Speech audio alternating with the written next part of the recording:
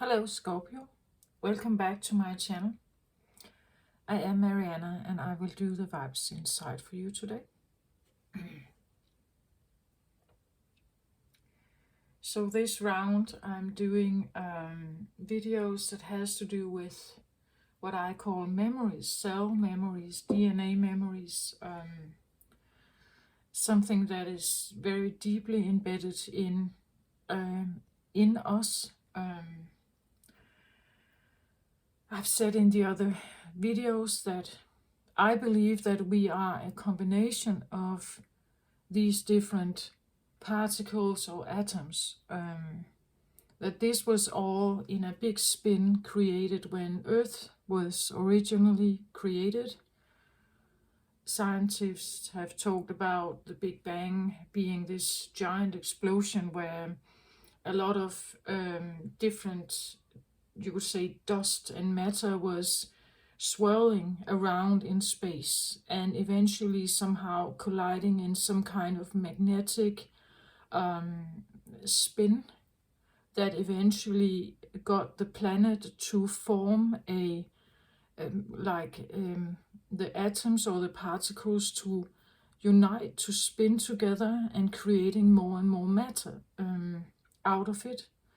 Like you could say a snowball, like that when you roll it over it becomes bigger and bigger, and that's kind of in my thesis here is what may have happened, right? But again, the mass was created from a lot of swirling different kinds of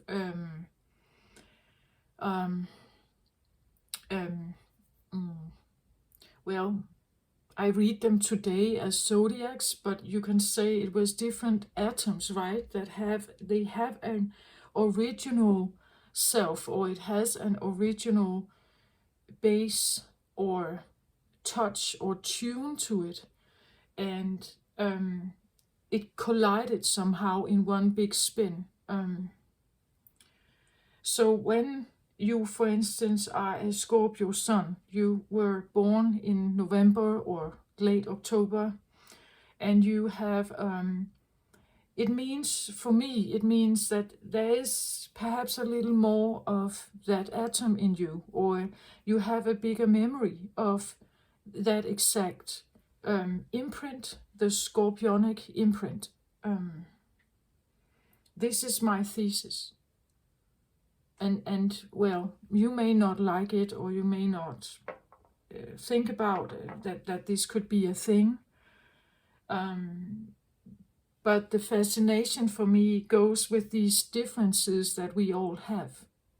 And they are distinct. We can actually see them. And why is it that they are so, that they come forward from time to time, or when under pressure, they actually do come forward. So it must come from somewhere, right? It must be something that is a deeply embedded part of you somehow. You can even grow up in a family where every other family member is different than you, right? And you can't really seem to know, why am I so different? Or why do I feel different than the others? They don't seem to matter or think about these things. Why do I? I believe it's because we have different memories that we take with us, and they come forward when we are confronted with our desires, when we are confronted with our fears, or fears that originate back in time.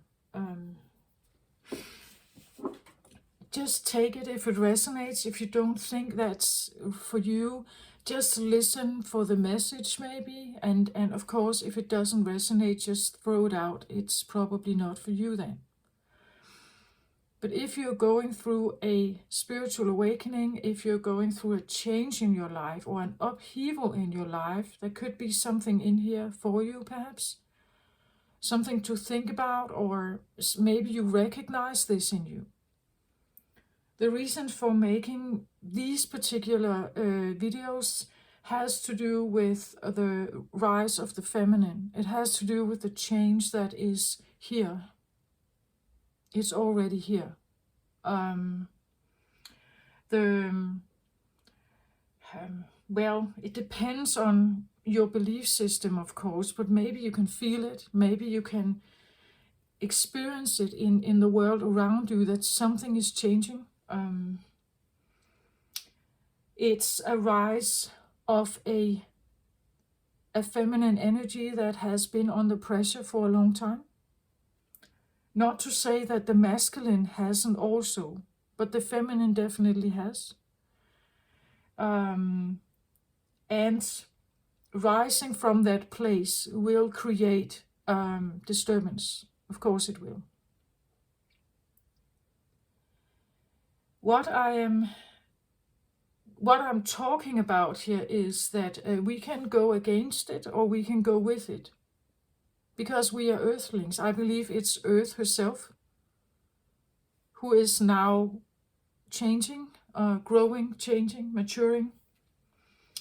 And something needs to change. I did the Libra reading yesterday, and here we talk about a balance, something coming totally out of balance. And when that happens, it's like a switch is turned on and something starts like a ripple effect to just penetrate all our awareness. And we are earthlings. We live here and we are made of the stardust. So each of us will have different experiences. Again, we are triggered with our fears, with our desires, with everything. We are triggered with all of this. We may even meet an external catalyst that mirror everything back to us, and we are forced into some kind of inner upheaval or process, evolution process. With that said, I'm now speaking to Scorpio. This is your turn. And I believe this is even for me a bit difficult one.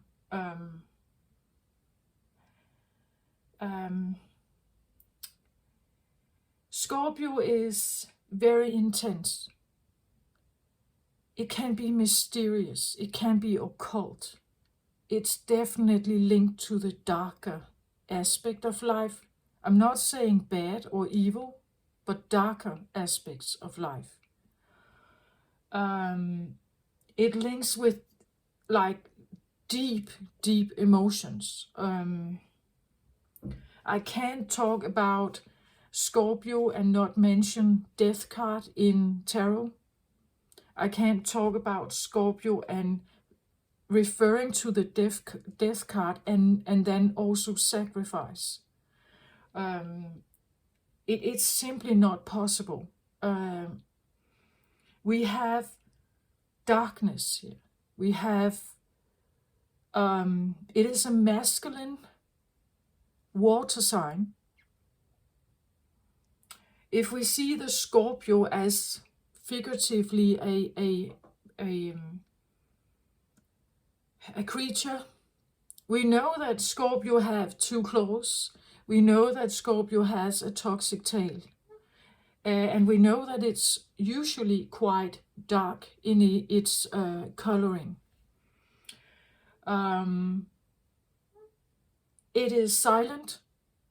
You don't necessarily know that a Scorpio is present. It can run into your shoes, right, and hide. It can sit in dark corners. It can be utmost silent in its way of approaching something.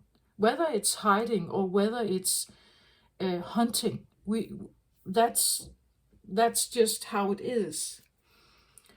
It has a very big shell, like it's difficult to crack. So it has a fierce kind of protection around itself. Inside, it's rather soft, crab-like meat, you could say. It's rather soft, but the shell is like a panzer, an armor that keeps the Scorpio safe.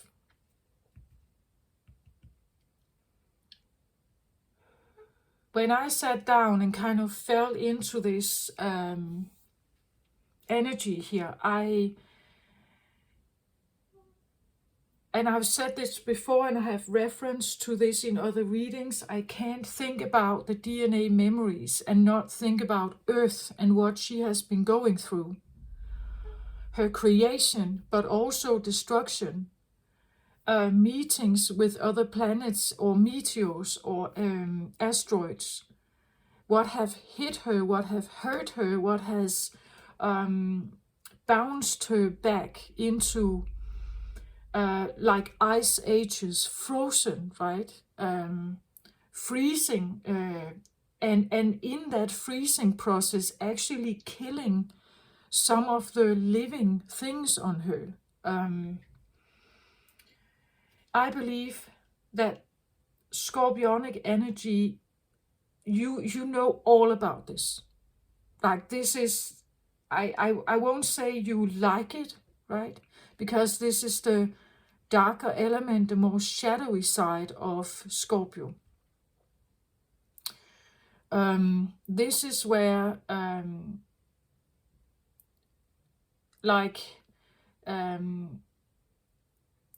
again, we are talking about the abyss here. We're talking about the deep dark, and I didn't want to show that, but actually I should put this like this for you, right? Like this is you, right? This is the abyss.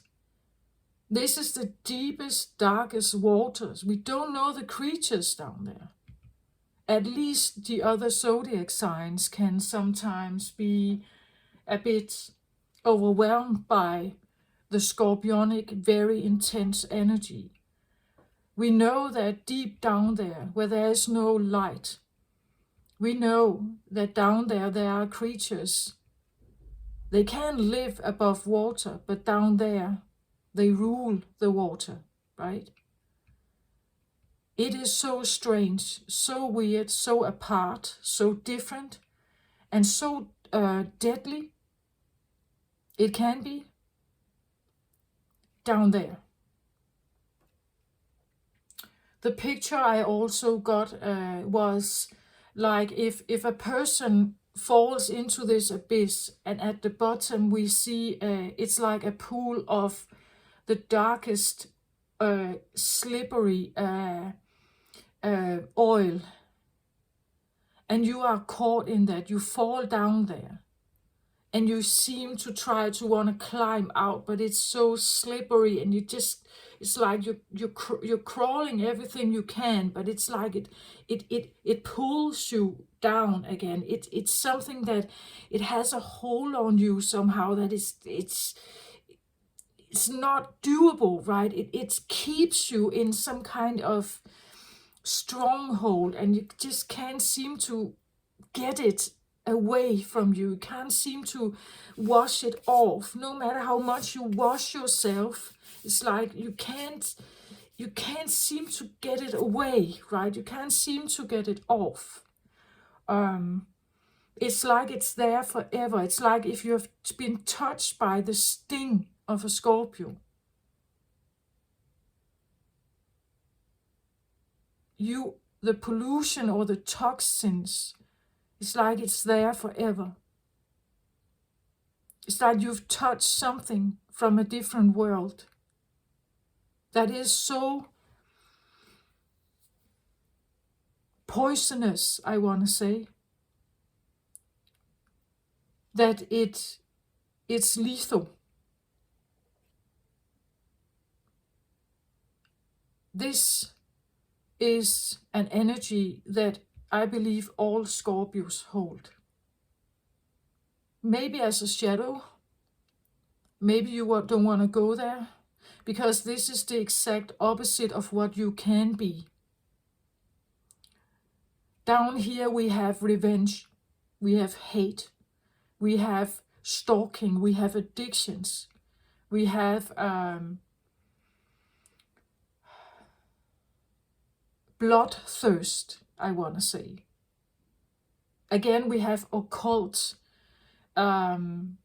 This is where we have like the executioner, right? We have someone taking matters into their own hands. Down here, there are no rules. Everything is applicable. Everything is legit here. Because if something falls into this place, it has done something. It has done something that is so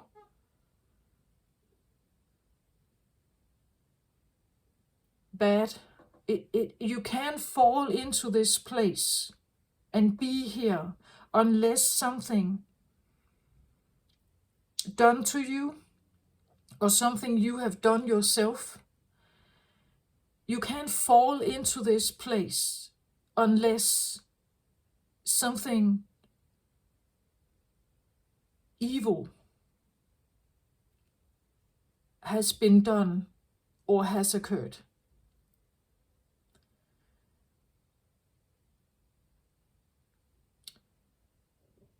So, to understand this energy, we have to go to the opposite end of Scorpio also. Scorpio is a masculine water sign. I'm trying to my best of my ability to explain what I know about Scorpio.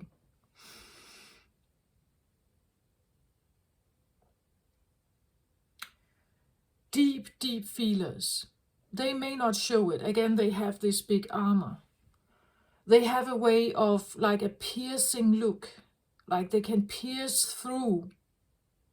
And I talk about the spider senses of Scorpio, like they have extreme penetrational ability to feel into another person. That's at least my personal opinion. They have a way to kind of do that. There can be features. Some of them do have darker hair, darker beard. If they are man, darker eyes. Doesn't have to be, but it can be. A piercing look. They can hold eye contact for a long time. And it's because they are kind of, I believe they are kind of touching. What is this? What am I standing in front of, right? And what is my approach then? Do I want to be aggressive? Do I want to like put my sting out here and do I want to sting them with my toxin here? Or do I want to just give them a little poking here? Or do I want to run away? Or what do I want to do?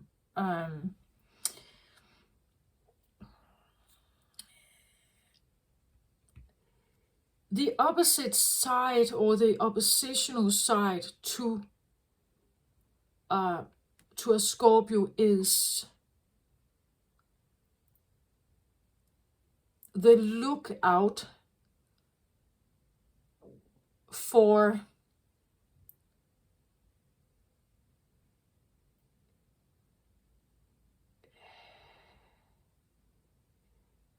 how can I say this? It's a combination, a lookout. I want to say for a match. They are on the lookout for a match.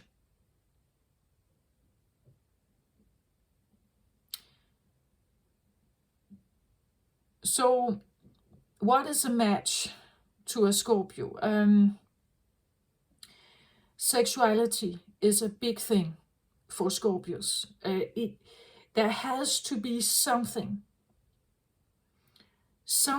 that is desirable, lustful, sensual, sexual, at least with a romantic or intimate partner, a person in front of the Scorpio here. There has to be something that they can, I want to say, get. Something they can get. Again, it's a masculine sign. It's an approaching sign. where a feminine would be more of a passive, receptive sign. Here we have a masculine approaching sign.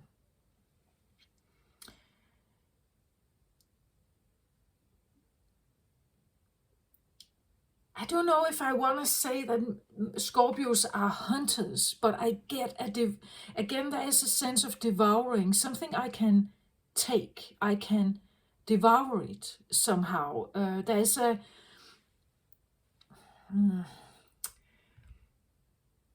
feel to this idea that I can grasp something, and it's mine. So the partnership for a Scorpio must be something that is not just something you can take, not just something that is submissive just like that. I don't think that. That's not. There has to be an intensity, something, maybe a bit of a passionate fight or something. That there has to be something where the Scorpio needs to get intrigued by something, and it's right there, right? It's almost in my grasp, but it's somehow I can't get it somehow.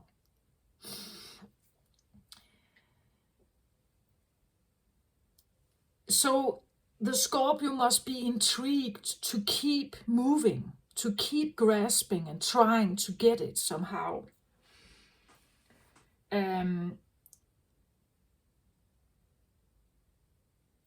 If a Scorpio is standing in front of something that is submissive, it gives up. It's not putting up a fight. It becomes too easy, I think, for a Scorpio. That there's no drama, there's no tension. There needs to be some kind of tension, or like I wouldn't say like a fist fight, right? But there has to be something. I need something that is. It must be vibrant somehow. It has its own glow to it, or it has a stubbornness or something. The opposite of Scorpio is Taurus. Taurus could be someone you could get attracted to. Taurus can be extremely stubborn, very stubborn. And that could lure the Scorpio closer, because the Scorpio energy needs some kind of competition, I believe. Something that makes them want to keep moving, like building this momentum, keep becoming more and more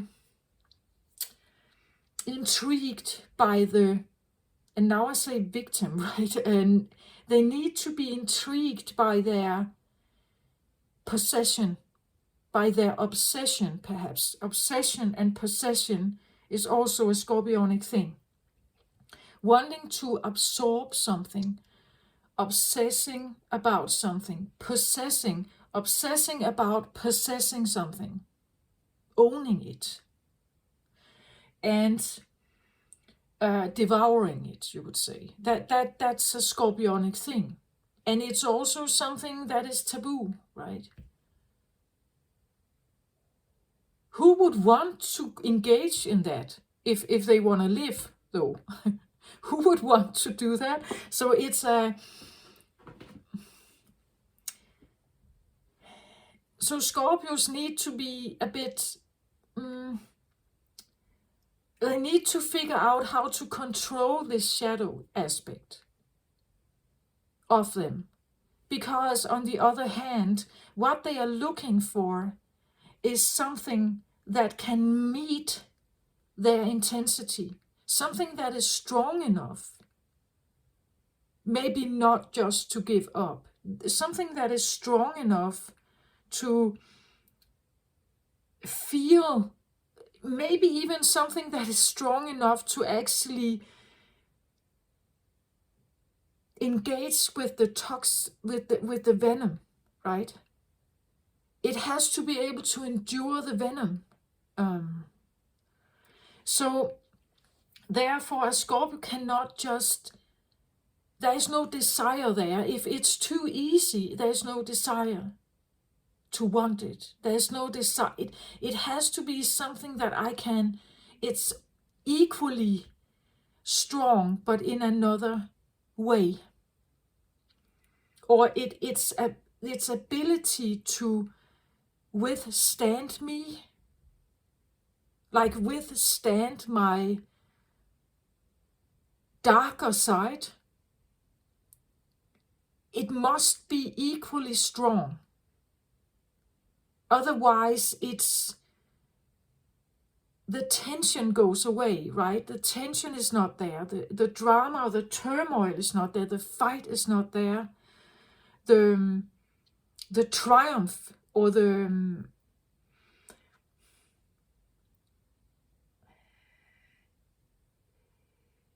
hunt is not there.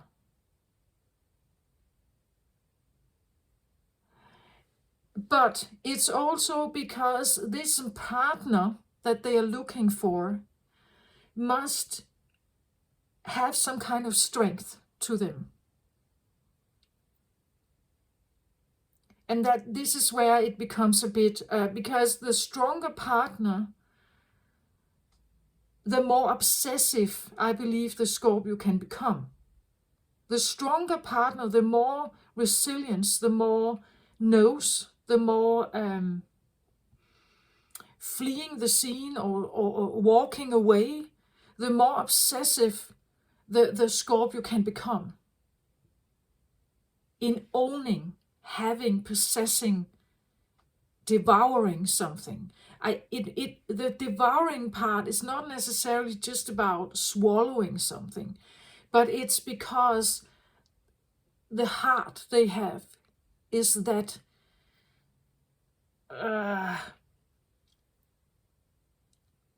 how can I describe this feeling? It's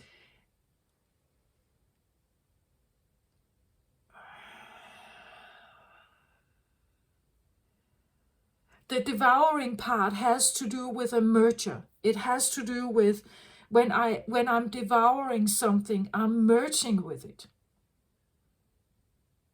And I believe, well, people may say that when they have sex, well, I merge with my partner, but this is on a totally different level. Like this is, I don't even know how to describe this. The feeling, it's the intensity of this is extreme. Like it's it's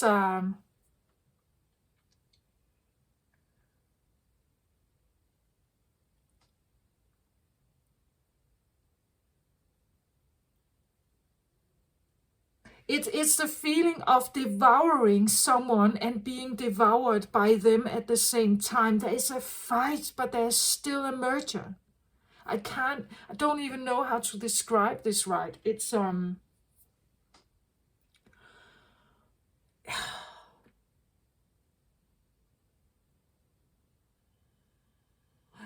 again, this is where the merger of the hearts. This is where we have the horror of the true love. Because if Scorpio finds the true love, they know that this is, I'm at risk and they are at risk at the same time. If we merge, it potentially it can rip my heart out, as it's so. And Scorpios, I believe, also like to be in control. As a masculine waters, they cling to that feeling of being in charge of whatever is happening, needing to have that control, but at the same time being drawn to this match and wanting to devour it. But the devouring goes both ways. It's and this is where the intensity becomes so big for the Scorpio that their life, their total existence, survival is at risk here. They cling to it. They want to possess it. They obsess about it. They obsess about the possession, but they also know that something else can possess them.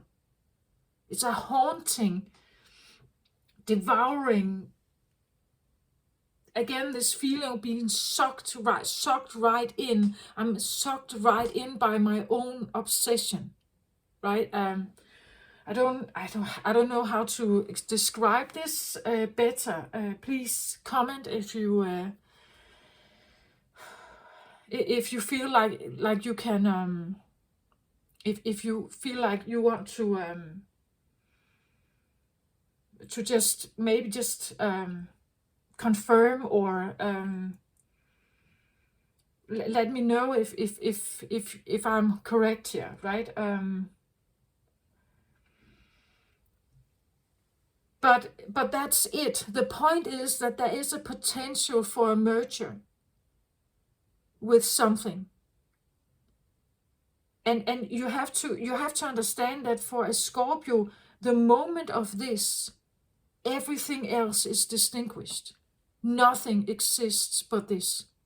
This is like, it overrides everything else in your life. That merger with the perfect partner who can challenge and, you could say, play with the venom with you. That is like, I believe, some of like the ultimate. It's like you almost have this like near-death experience feeling, like playing with venom, right? It's I'm not saying it's a game, but it can become that intense. It's such a, I believe survival skills are, if you meet the right person here, everything will be triggered. It's like all alarm bells are here, but at the same time, you can't not go there. It's like the ultimate adrenaline kick of your life. That's the merger of this. And therefore, you also have the obsession about possessing something, but at the same time, something that can kill you, or it can drain you. It can become the deepest, darkest obsession you and hunger, the deepest, darkest possession and hunger you can ever have. And again, remember the creatures at the bottom of the deck here. They use every fiber in them to maybe lure you into their space, like the hypnotic, mysterious taboo, like Scorpio can lure you into this venom cave, right? We can have all kinds of sexual activities here. I'm not saying it's for all, of course, but this is where you come to the bottom of the sea here. You encounter all kinds of vindictive, or because there is this survival thing going on. I believe it's quite primal, very I also feel like that there is a sense of harshness to it if you reach the rock bottom here. But again, remember, you only get here if something crosses the line. A Scorpio can get to this bottom if a line was crossed. If their heart was broken, an encounter like this leaves a Scorpio, if someone breaks away, if they break away from the Scorpio, it will leave them in a, the abyss. They can drop into the abyss because their heart is forced out of the chest. The horror of true love, it wrenches the heart out of a Scorpio, tears it to pieces, eats it alive. So the Scorpio can drop here, And from that place, something can grow, right? Whether it's vindictive, whether it's broken, whether it's evil, whether it's, you name it. But from this place, something can grow that is,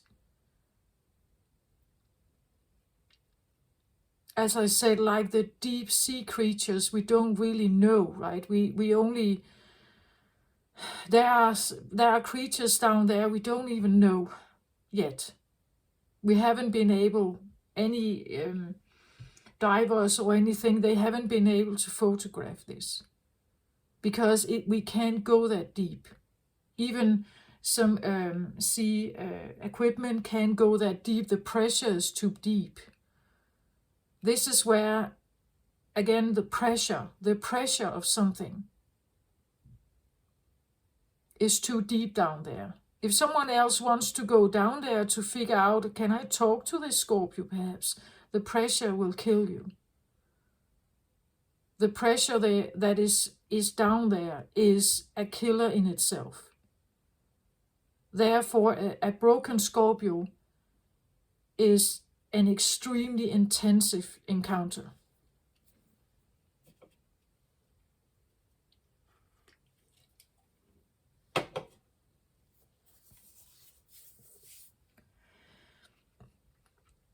If I go back in history and the Earth creation and everything, I believe Scorpio hold the energy of the dead punch to Earth.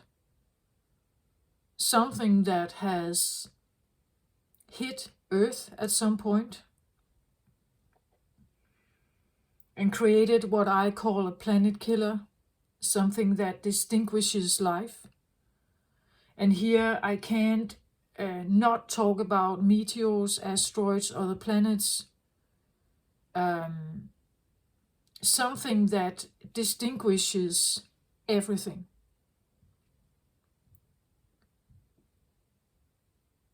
Something where something is sacrificed. Something is frozen. Something is dead. It's dead. Something died.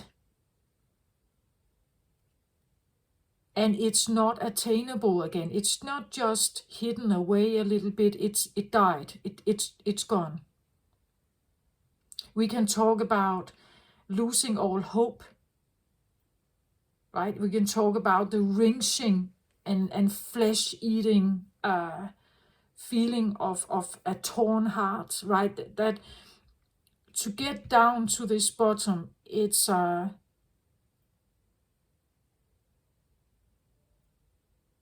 there's maybe an extreme amount of betrayal here. And for a Scorpio, again, remember there is a hunger, a possessiveness, an obsession. There is an urge to feel this like an in extreme union with someone. In extreme intensity.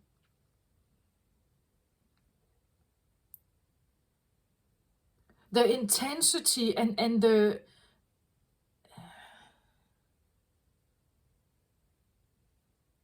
it is almost like a near-death experience. I'm with this partner, and it's the horror of being there. The horror of being connected with something that is so intense for me. Potentially, it can break me. potentially I will not be strong enough to be here. Potentially it kills me. And that dopamine high, because it's a lot of dopamine here, that dopamine high, a Scorpio needs to be able to endure that kick, that extreme pressure. And Scorpios do tend to be able to do that. And then you can talk about the partner. Can they be in this environment with them? I believe you can if you have Scorpio somewhere. And maybe if you are a Taurus, you can probably do too also. Or at least to a certain point you can. Again, you are opposites. Opposites attract, but I don't believe opposites necessarily make good long-term partners. Again, because they are so different to each other. And which one is going to win, you could say, or which one is going to, can this tension, because there's extreme tension here, can this tension survive? Can this tension survive? Can anyone survive in that kind of tension? Sexual drive tension, perhaps.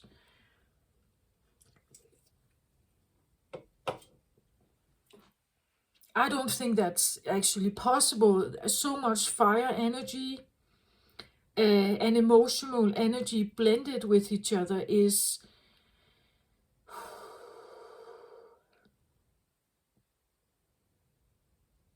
high intensity. And high intensity can be very difficult to be in over a long period of time. Like the casual sex thing, yeah, I believe that could go, that could be a thing.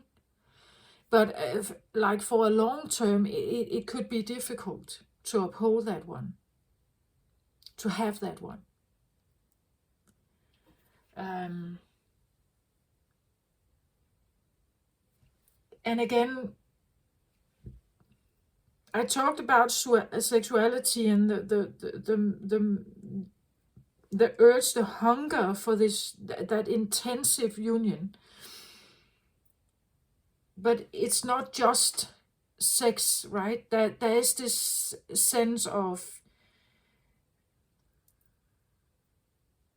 like deep connection.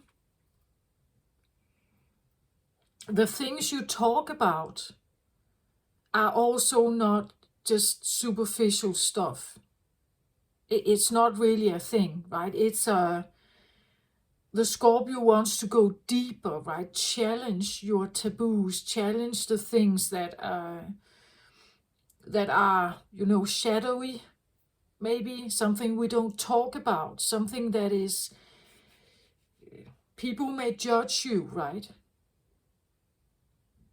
Scorpios tend to want to go there because that here we challenge the triggers. The triggers of each person is challenged here.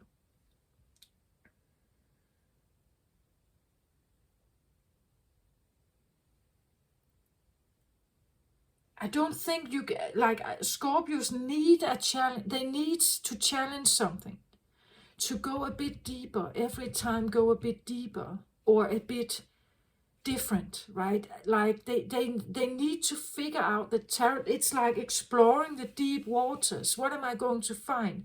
And some of it will be dangerous. Some of it will be like, I'm drowning here. I lose myself. I lose my footing. I'm not in control. A Scorpio would like to explore this. That's embedded, I believe, in the Scorpionic energy. But for instance, if we take, let's say that, and I always have I wouldn't say difficult, but a bit, it's a weird time for me, the Scorpio season. Um,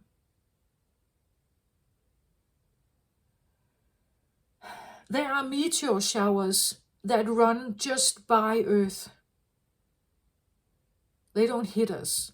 They are tails, remains of bigger asteroids that once did hit um, Earth, right? But there are tails of these that Earth encounter every year. And during these seasons, during a Scorpio season, I always feel like something is close by, that something is close by somehow. You can actually, if you are in a very dark or black place with no city lights, you can actually sometimes see the meteors. That you can see how they in the sky. You can witness them. There are meteors passing by Earth all around the year. But in the darker times, when the sky is very black, you can easier see this. I believe again the Scorpio season is this reminder that death is a thing, right? It's we can't live and not have death, right? Death is a thing that we all we shove it away in our head, but it actually is a thing. It could happen. And for a Scorpio, I believe this is very present. So there is this element of also living in the moment and being very, very present in that moment. Heightened intensity and heightened awareness is also embedded in the Scorpio energy. All instincts out, all open, all invested somehow. It's now or never, right? Because tomorrow it could be over. There is a very clear distinction between life and death for a Scorpio, right? And also I feel like what is worth investing in. Like I don't invest in something unless the intensity of something is there. I have to feel fully lit up, fully activated somehow. That's also a Scorpio thing, I think. Addictions here can be a thing also. Again, heightened dopamine is a big thing for Scorpios. They are usually powerful lovers here.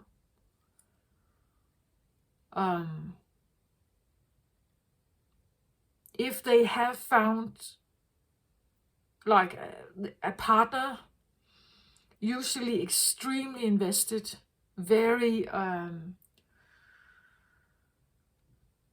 like they wouldn't just let you go, right? They would be very protective and because they've opened their heart totally to you. That's and this is where the vulnerability is there. Even though they have a big shell, if you somehow manage to come close enough to a Scorpio, they will open up. But you will have all of it. You will also get what we call the darker aspect of everything. The confidentiality, and also a deep, deep appreciation and love that you will go here with them, that you will be here with them in the universe, that you will go into that universe with them. That there's a deep loyalty and commitment to someone who will go there with them.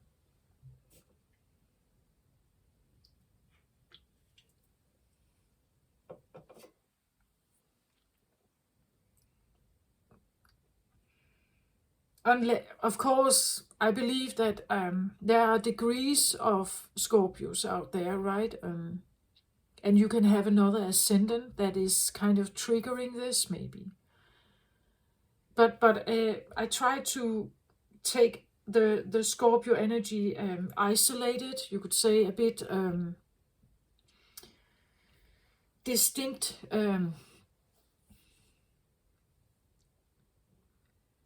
So when I talk about Scorpio memories, you are the holders of memories about, I want to say, the core, what really matters.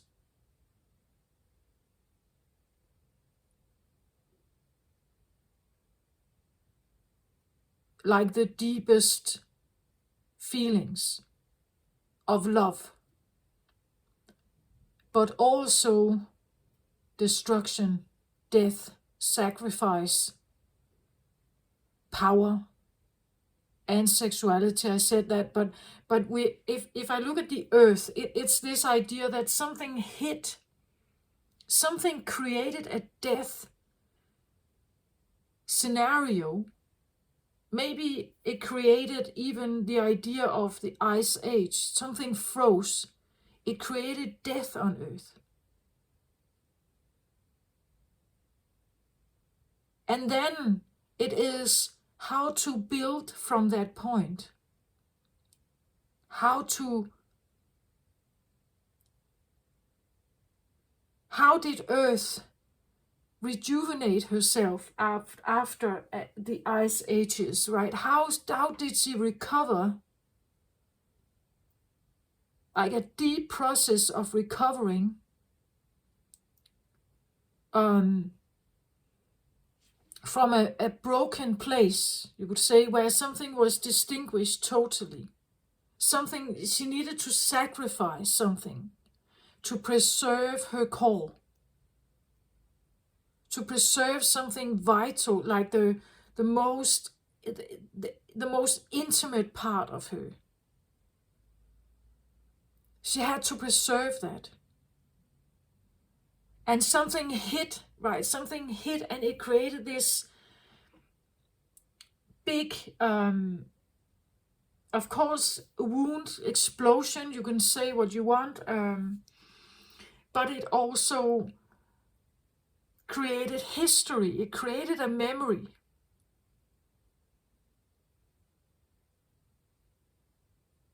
A memory of, by all means, I'm trying to avoid this. By all means, I try to avoid that kind of destruction, that kind of death, that kind of frozenness, perhaps, or that kind of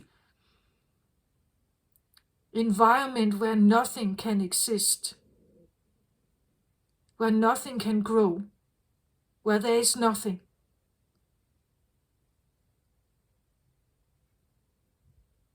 Because this is what a Scorpio feels if you rip out their heart. They can drop to that space, right? They can drop to a space where there's nothing. They lose themselves. They lose what is the deepest core of a Scorpio. If you wrench out the heart, like the core of the planet, if you wrench it out, there's nothing.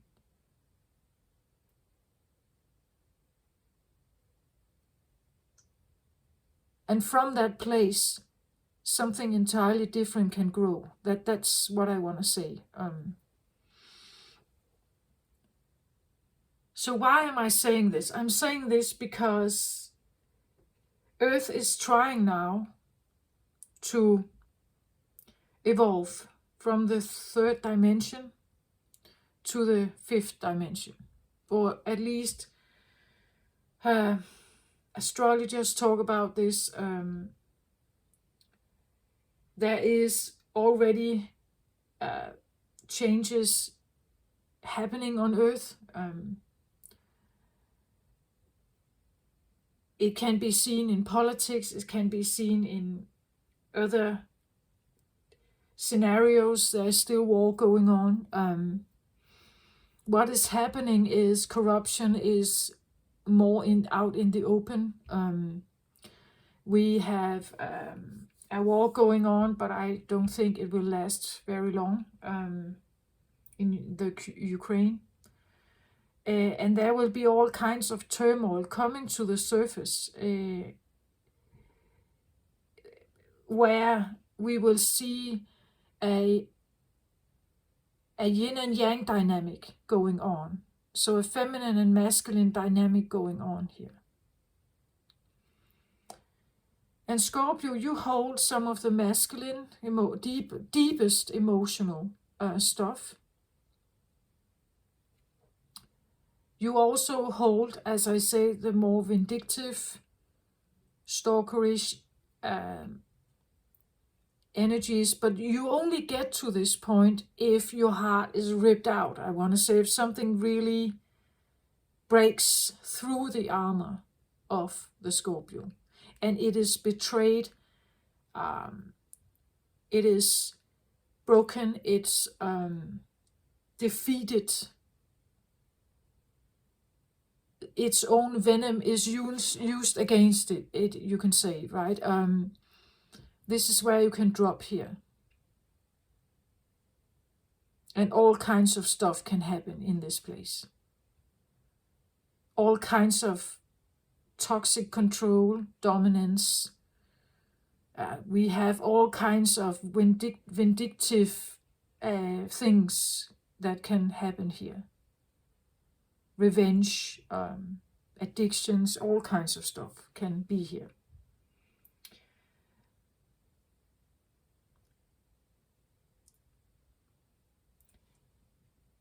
And this holds very low vibrational energy. I get it. If someone cheated on you, if someone broke your heart, why can't I retaliate? I'm not saying whether you can or cannot. I'm just saying the vibration of the energy is here. Some of this energy needs to go. It can't exist in the fifth dimension. It's too toxic. It's too revengeful. It's too, you could say, evil. Or if it drops that low here, it is. It really is. And I believe that all Scorpios actually fear this a little bit. They know that this is potentially a part of me. And it shows itself from time to time, right? From time to time, it shows itself. From time to time, you drop here and then you swim up again, perhaps, right? But you swim back and forth here in the water, right? Depending on what you are experiencing. But this lower tendency in this particular area, we have all kinds of toxic control. Not just between like romantic partners. We have this also in business life. We have it in politics. We have it in the more shadier elements of maybe criminality, pedophilia, like sexual trafficking or something like that. We have that. That's the really lowest vibrational energy of that. And this has to go.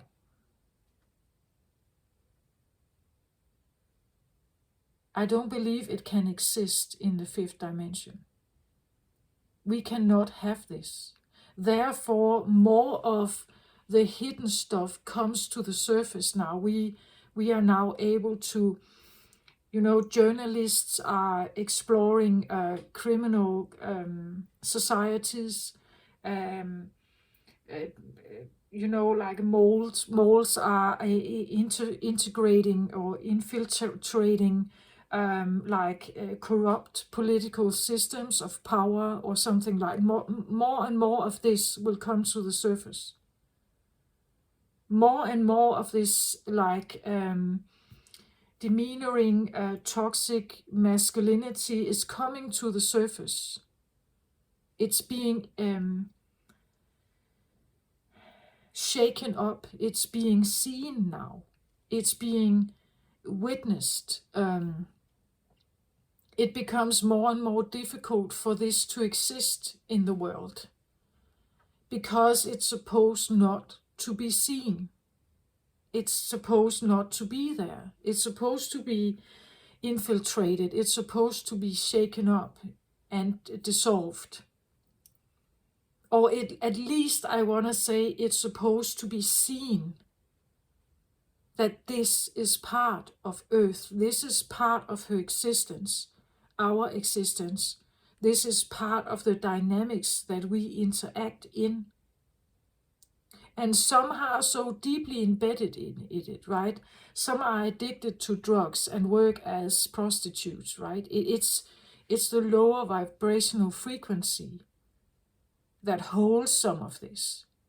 I'm not saying it goes with all Scorpios out there, not at all, right? But it's the scorpionic energy that holds some of this. Addictions are, again, it's a dopamine high created in the brain. The dopamine high, for me, always connects with scorpionic energy. Like the most intense ever. That's it. The most intense ever is scorpionic for me. How I read the zodiacs and how I read the energies. For me, this is all energy. It's not personal to you. It's energy. It exists on Earth. It exists out in the outer space. For me, the scorpionic energy resembles the black holes. It sucks in everything it can. It keeps you there. It wants to devour everything that comes close to it. There is an event horizon, and if you pass that event horizon, you're sucked right into it. It keeps sucking you in. So if you come close to the event horizon, there is no return. And that's what I talk about with the lowest frequency of Scorpio. You reach some kind of event horizon, and then you're sucked into it. And it can be very difficult to come to the other side of that event horizon again. You almost cannot. That's what I see. That's what I see about I'm not saying there's anything wrong with it. It's part of the universe here. It's part of the energies that we have on Earth. It's all around us. The Bermuda Triangle in the water, right? Where ships are sucked in. That this is an you could say a scorpionic abyss. It's not at all personal. I hope that I'm talking about physics here. How the earth was created, that we are stardust beings. We hold energy, memories of something, and we play it out in our interaction. It's part of our interaction on a daily basis. This physics thing is going on a daily basis. It is recently being discovered and also photographed that you can actually photograph black holes now. But it's not that they are new, they have been there all along. We have just not been able to photograph them. We have not been able to see that they were there.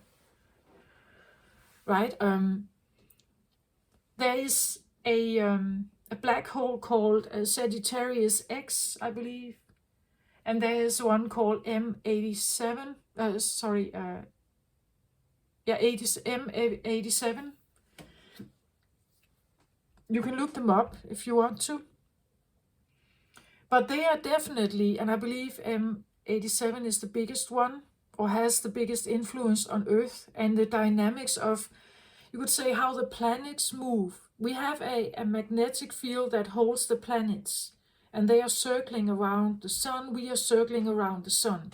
But the black holes are also having an impact on each solar system, where they are influencing the energies. So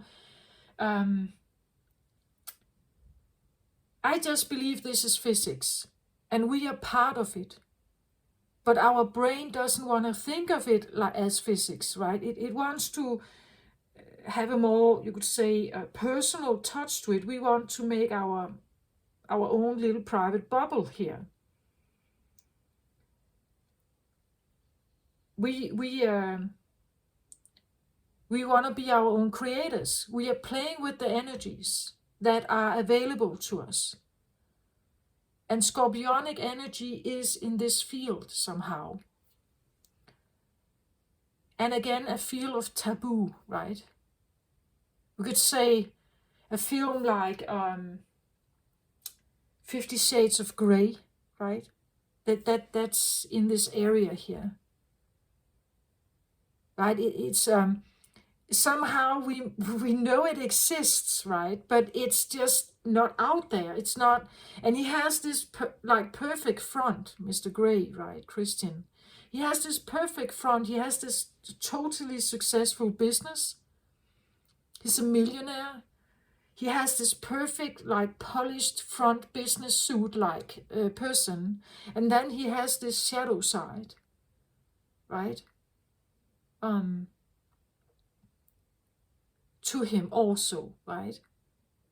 That only a few is invited in and can witness this.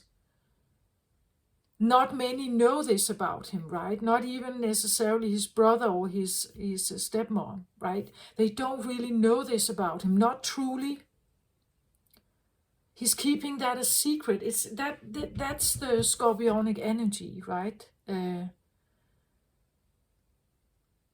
Again, also interesting how a film like that even came out.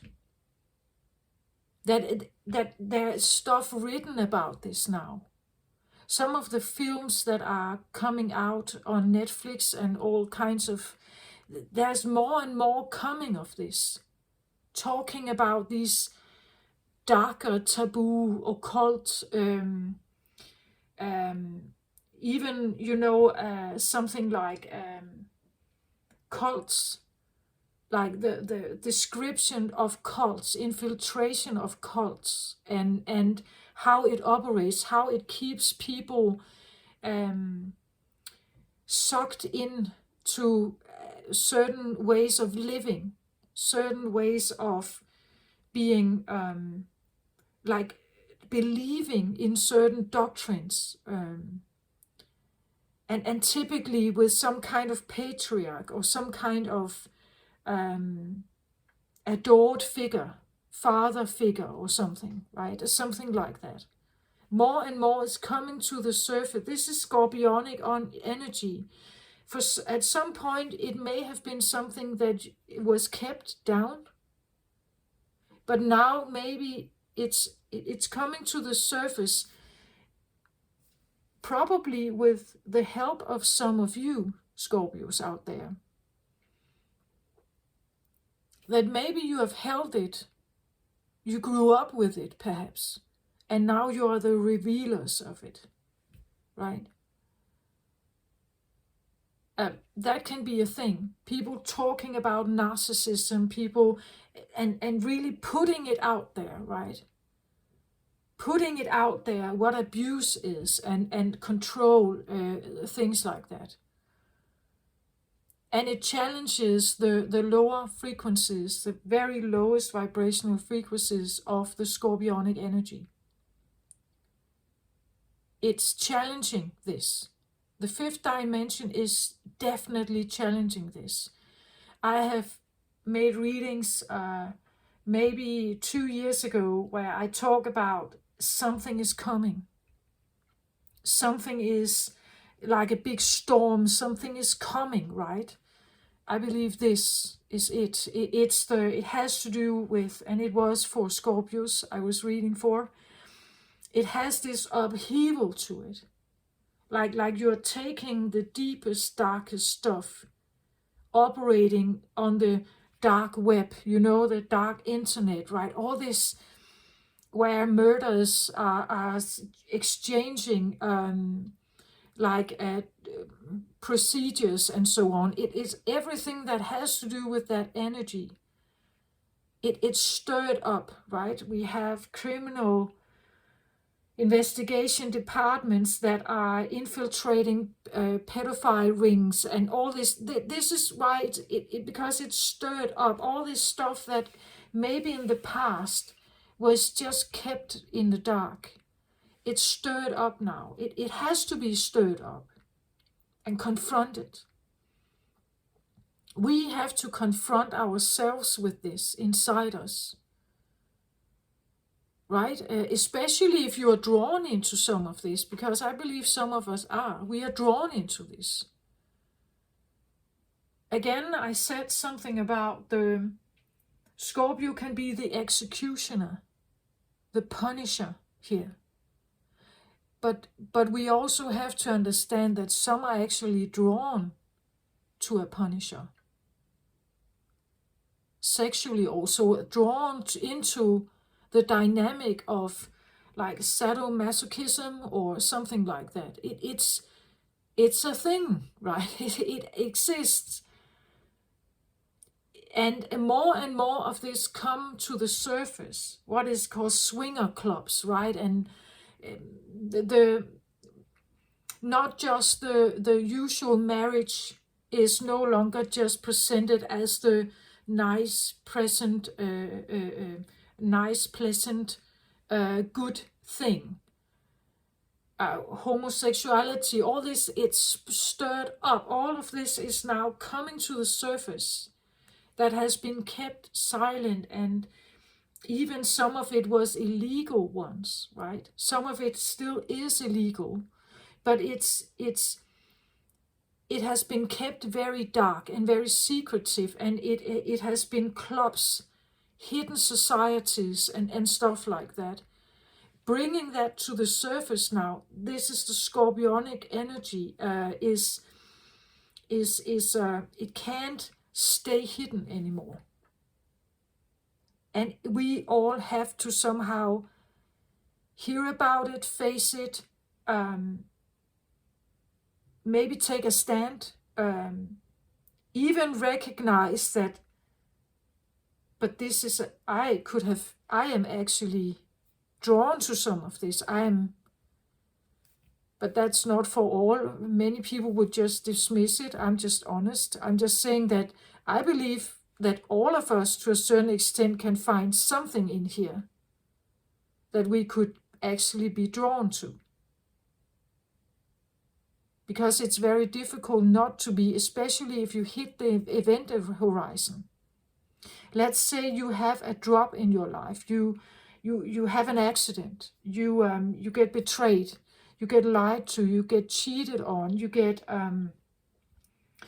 suddenly out of the blue someone dies in your life, and you are hit with this like a gut punch that really throws you off your normal existence. This is where you hit an event horizon, and you can be sucked into some of this. You want revenge. You leave the church. How could God do this, right? How could, this is not fair, right? How could this happen? Then you can drop into some of this. I will never trust anyone again, right? This is where we make some of these choices. I'm just saying it's a thing. It exists. It's here. It's all around us. Maybe hidden, but it's still there. The abuse of power, the abuse of control, the way children are raised, the way schools are operating, maintaining some kind of system, how people create followers in their life, sexual control, there's a lot of things going on here. I'm just saying this is coming to the surface because it's supposed to be dismantled.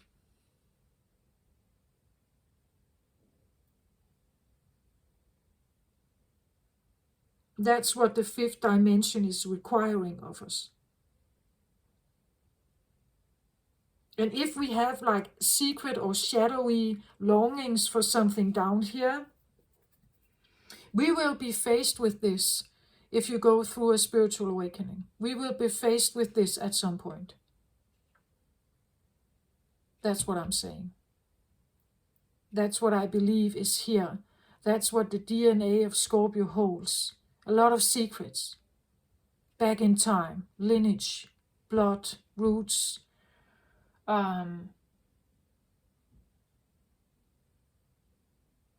hidden societies, things like that.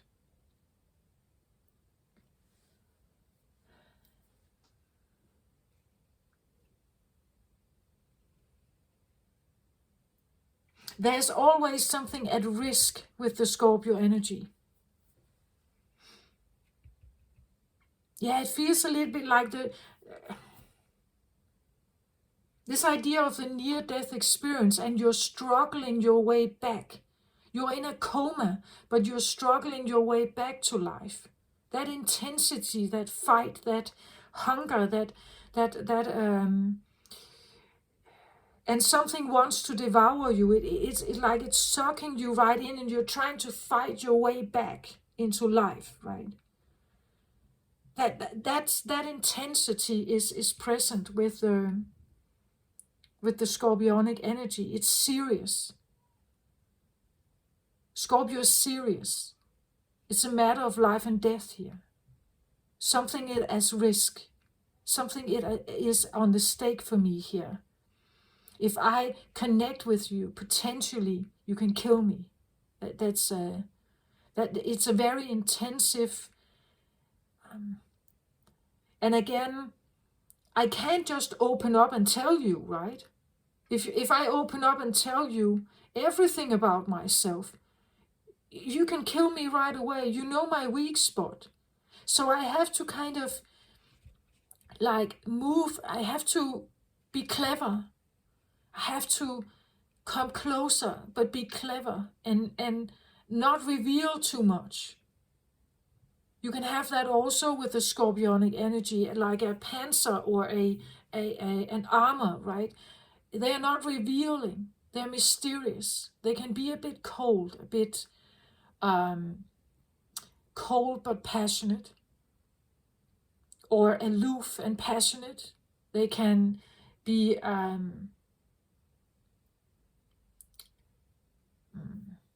observant, and there is a seriousness about them. Not always. I believe I have met Scorpios that were very fun and very outgoing, very open, very almost childlike, very festive, very playful. So I'm not saying this is all the time. I'm just trying to isolate the Scorpionic energy. Again, we are a complex mix of a lot of things, I believe.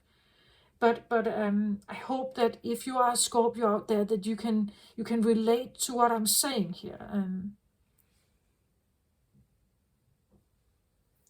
My Jupiter is in Scorpio, so I believe I am quite familiar with this energy, actually.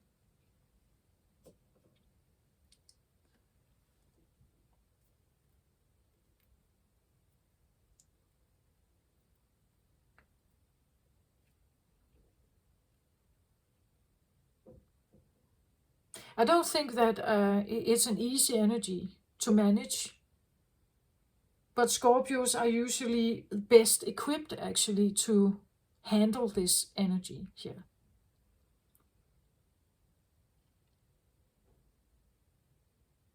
And I must say, they are probably the least prodigious people in the sexual area. They will understand many things here. And again, I believe that if you meet someone and you get attracted, as a Scorpio, you get attracted to them, it's because they are on your level somehow.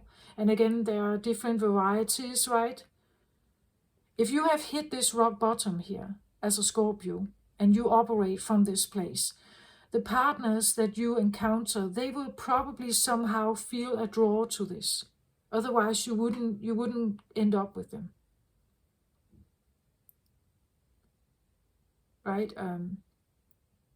So there can be a sense of a punisher or an executioner and a sentenced, someone who feels judged, that they are judged, that they are guilty. Someone feels guilty, and someone who feels guilty needs a punisher or a judge. Do you get my point? Something like that. Yeah, okay. Yeah.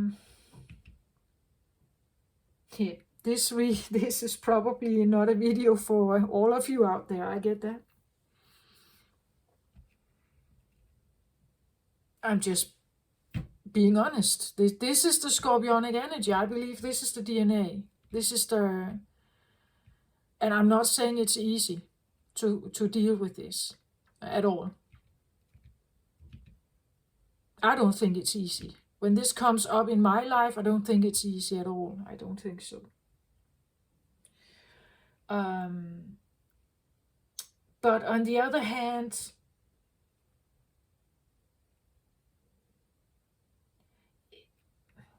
if you allow yourself to sit with this energy for a moment, it allows you to witness the world from a totally different perspective.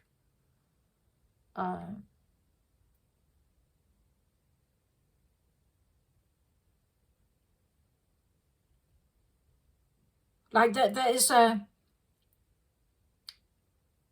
there's such a distance from the glamour makeup influencers on YouTube to this, right? There's no prettiness is not a part of this. There's nothing pretty here. It's not pretty. It's intense, it's passionate. There's opposition here, there's tension. There's maybe conflict, competition. And as I said, even darker energies also here. This is where we have the dark masculine energy.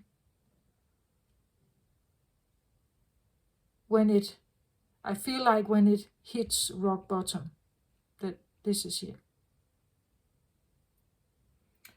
Okay, so I hope you get why I say this has to go, or it's being infiltrated. It's because it's part of the wounded masculine element. We can talk about the wounded feminine, but we all carry a big, deep-seated masculine wound. And this wound is, it operates from this place. To, like, from a scale, right? Of course, there's a lighter scale and a darker scale, but it's here. And it has to be infiltrated. We all have to figure this out about ourselves, making a stand or choice, healing something here, to make the vibration go, to like help the vibration raise up, so that some of this stuff is no longer here. But some people thrive here, right? Some people like the dominance, the control, the things that go on here. They like that they are in charge. They like that they don't care. There's a carelessness here. There's no heart here. There's a carelessness here. There's a numbness or a non-empathy, like a non-existing element of empathy here. There's no empathy here, in other words, and therefore it's a very me and my world here. Narcissistic, you can say, or at least very concentrated on me and my needs and what I want.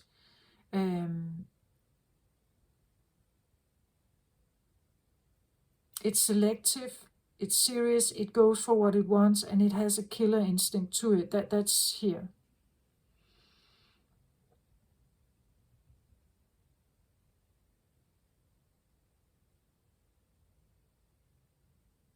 Well, and I believe to a certain point, maybe we have all encountered some kind of things in our lives where we felt broken, or where something hit us, or we had some kind of encounter. It was very devastating for us.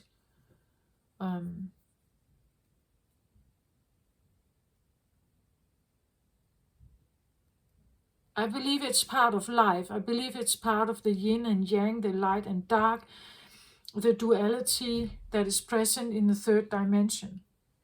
But the fifth dimension doesn't hold duality like that. It's not really there. And therefore now we see this like flare up of like infiltrations, right?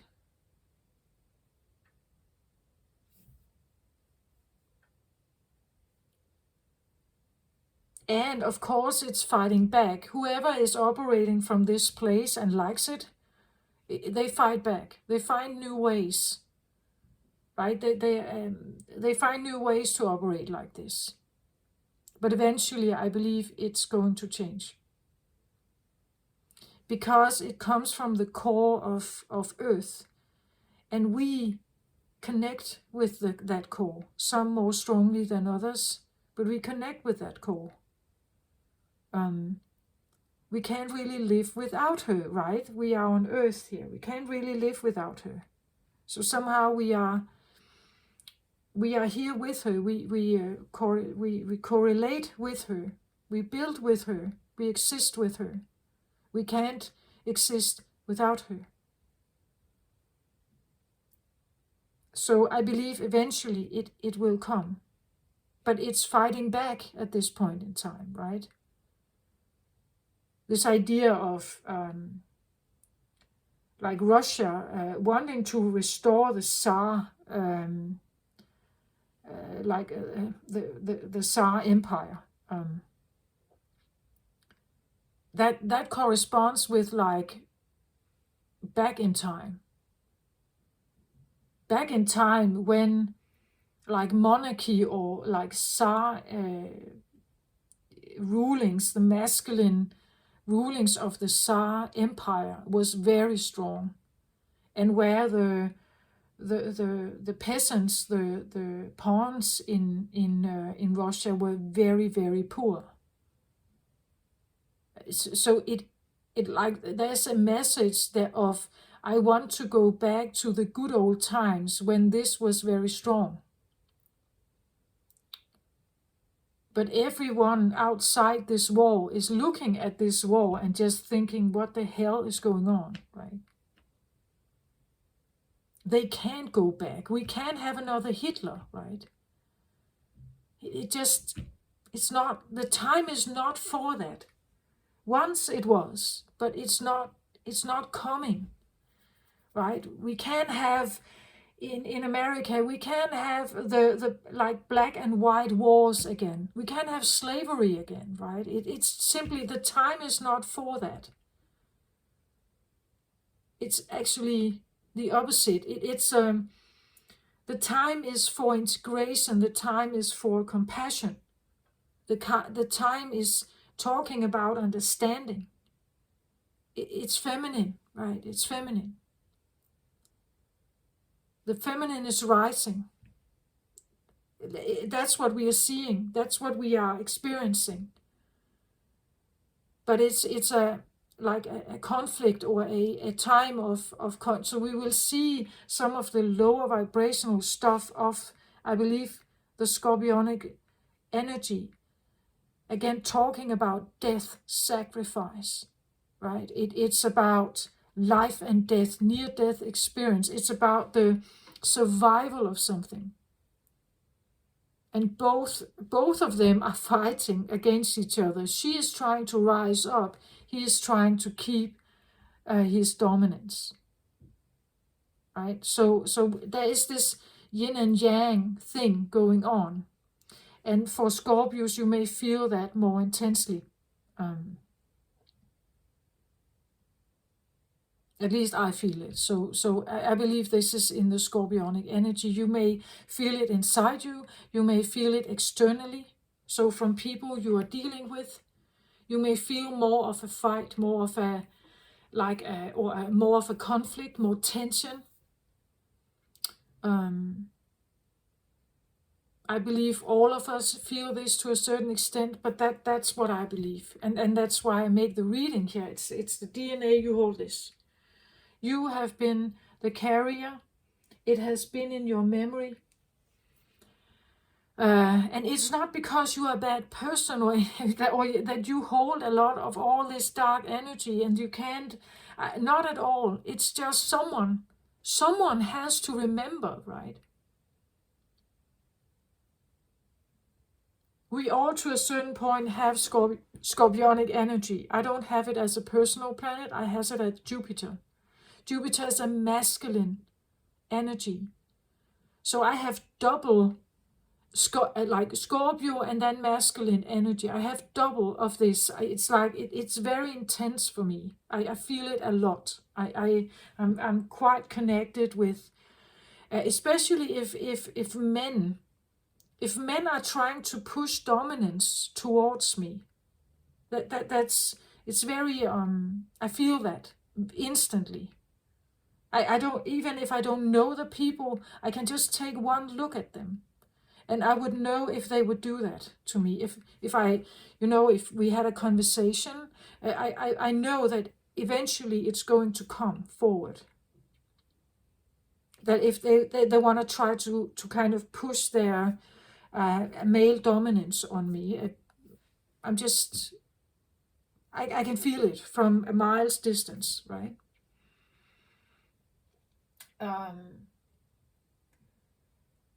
Yeah. So dominance or sexuality, I can feel this from far, very far away. It's very present somehow. If I'm standing with a person who has that energy, I can instantly feel it.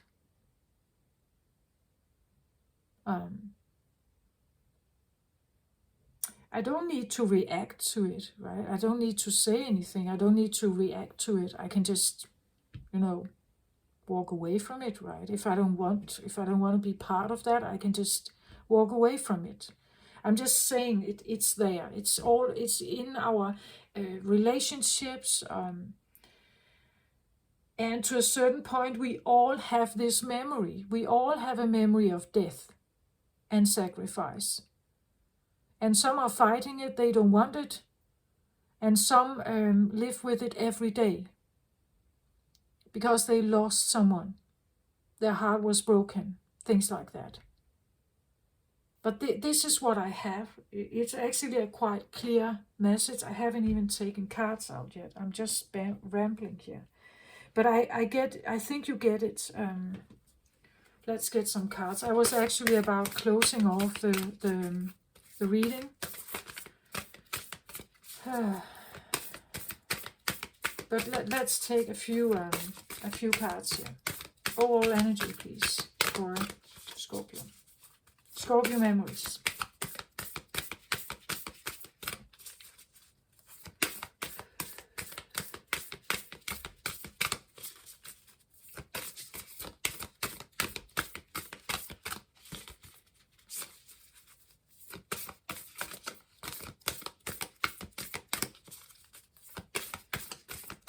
So we definitely have a light and darkness scenario. We have, you would say, something like the sun versus a black hole, something like that.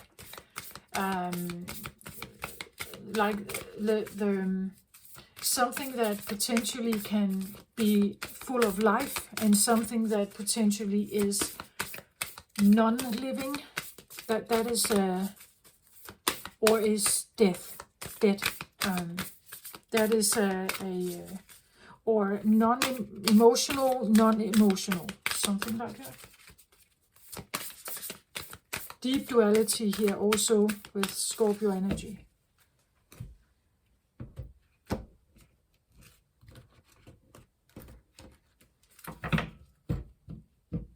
And well, I talk about the shadow side a lot. I do that almost every reading, and it's because the shadow side is what we are supposed to know about if we want to raise the vibration up. We can't deal with the pretty stuff. The pretty stuff is nice. But it's not going to change anything. We have to get to the bottom, like the roots of the matter. This is where we can make a change.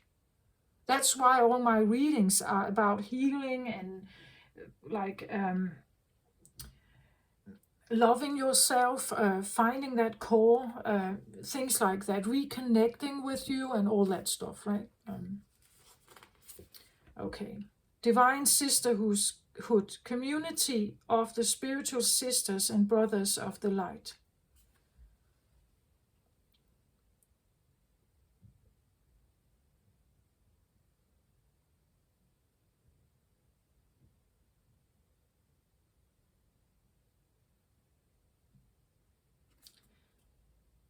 Well, brothers and sisters of the light, community. I get the feeling of like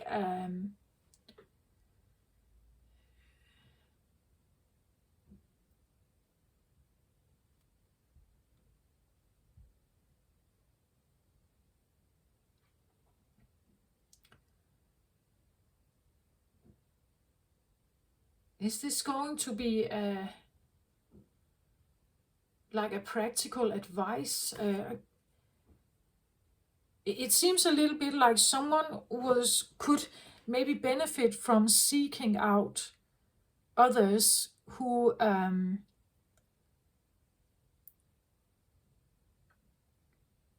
or maybe like they could benefit from seeking a community of healers or a community of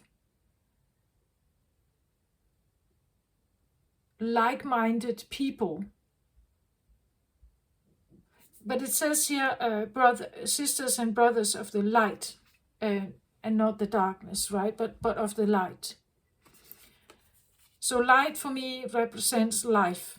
It represents photosynthesis. It represents everything that can grow, mature, evolve, not something that is dead.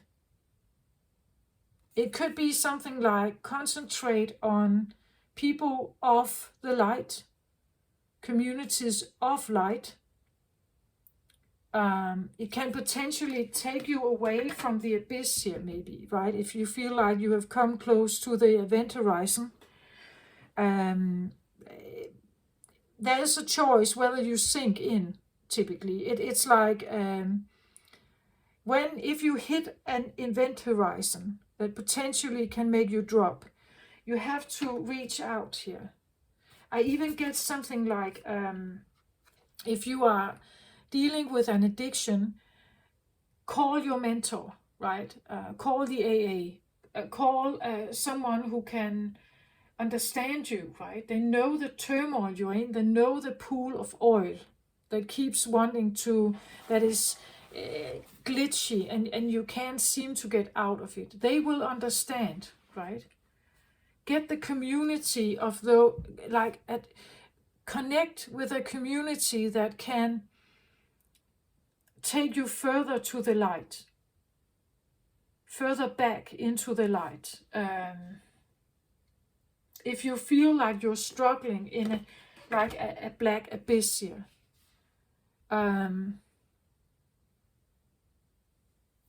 the abyss and how your mind works can lead you in all kinds of very toxic directions. And of course, I don't know who you are, right? Maybe you want to be here. But typically, I believe that most people, they would rather feel happy and satisfied than being in a destructive place, self-destructive place maybe.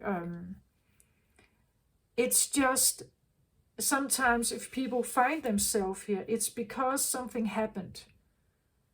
It's because of an abuse. It's because of an accident. It's because you lost someone. It's because of something that you end here. I don't believe children are born to end here. It's because something happens. And if something happened and you find yourself in this abyss, you need a group of individuals that understand you, what it is that you're dealing with. A brother and sisterhood, it says here. Maybe depending on your gender, maybe you, if you're a woman, you want a sisterhood group to help you with something. Maybe as a man, you want it to be brothers, right? But depending on your what is going on in your life. But divine sisterhood means that it can be a good thing not to walk with something on your own, that you share it with someone. Because believe me, you're not the only one, right? You're not the only one struggling with something. There are people out there who understand you and who have maybe managed to crawl up. Maybe they got help also, right? They know that ending in this deep hole is, or in this abyss, is maybe almost impossible. And sometimes you may need to sacrifice your pride. You may need to sacrifice your secrets to get help, right? Maybe you need to sacrifice a relationship to get the help that you need because you have to get your secret out. Again, death, rebirth, transformation, recovery, or again, maybe addictive recovery. It's a recovery from an addiction is a difficult thing to admit, maybe. It's a difficult thing to stay clean. It's an everyday effort. Everyday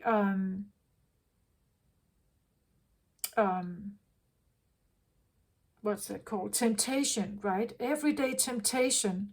And having a sisterhood, having mentors, or having people you can call can be an extremely important.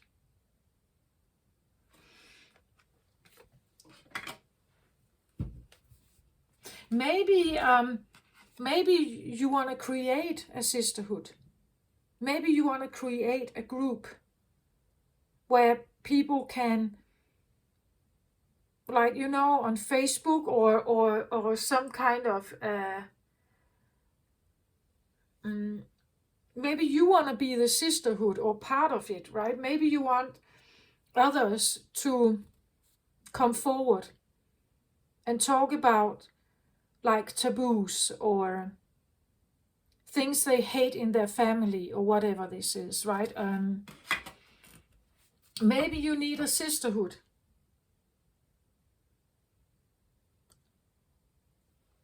Maybe you want to create a sisterhood. Maybe you need to look for a sisterhood or a brotherhood here, where you can talk about the things in your life that potentially can make you drop to the event horizon, where you feel like you're drawn in by something.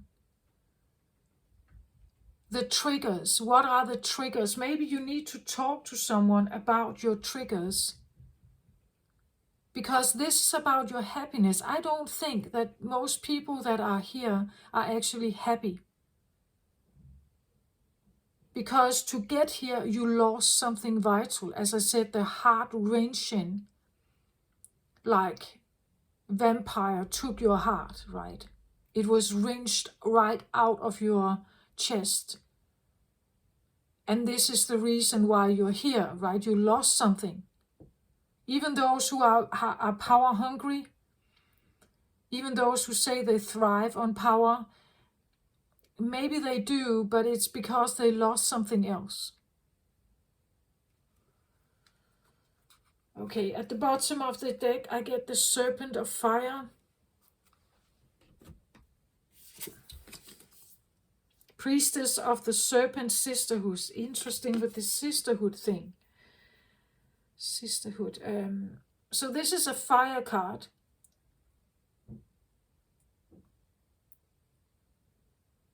And fire may have to do with... I immediately, when I look at her, get seduction here. Something about like the hypnotic gaze of a snake, right? This the seduction part. Something that tempts you, seduces you. It can, again, this can be lust. It can be desires, whatever desires, power or sexual, whatever this is. But it's something that seduces you. It lures you. It's magnetic. It's hypnotic to you. This is the driver. So you, and I feel this is very Scorpionic actually. It's seductive, intense, sexual, perhaps lustful. It can be magnetic. It's alluring, like it lures you into something. I could talk to someone here who feels the lure of something. And that you feel that you're sucked into something. Something that it could be an obsession to possess something, to devour something. It's something that maybe feels like it devours you, something that is of a very alluring magnetic pull. It pulls you in. It can be sexual, it could be a sex addiction, right? Something like that. And then there is this sisterhood thing. So either it's a sisterhood or a brotherhood of the same caliber, like whatever this is that lures you in, whether it's alcohol, addictions, drugs, sex, power, self-sabotage, whatever this is, it could potentially lure you in, and there is a sisterhood that can either help you or is similar to you here, who understands, who shares the same kind of I want to say interest, the same kind of interest. I'm not going whether it's good or bad or whatever. Again, I believe that contest text is not even here with the Scorpionic energy.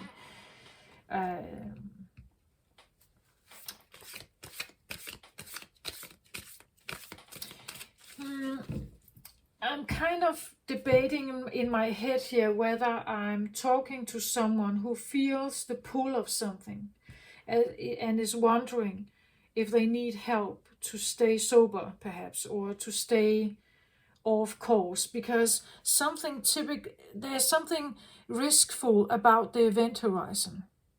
When you pass the event horizon and you get sucked into something, this is where your life, the physical life that you're actually also living, this becomes a real problem, because you are in a death spin when you arrive here.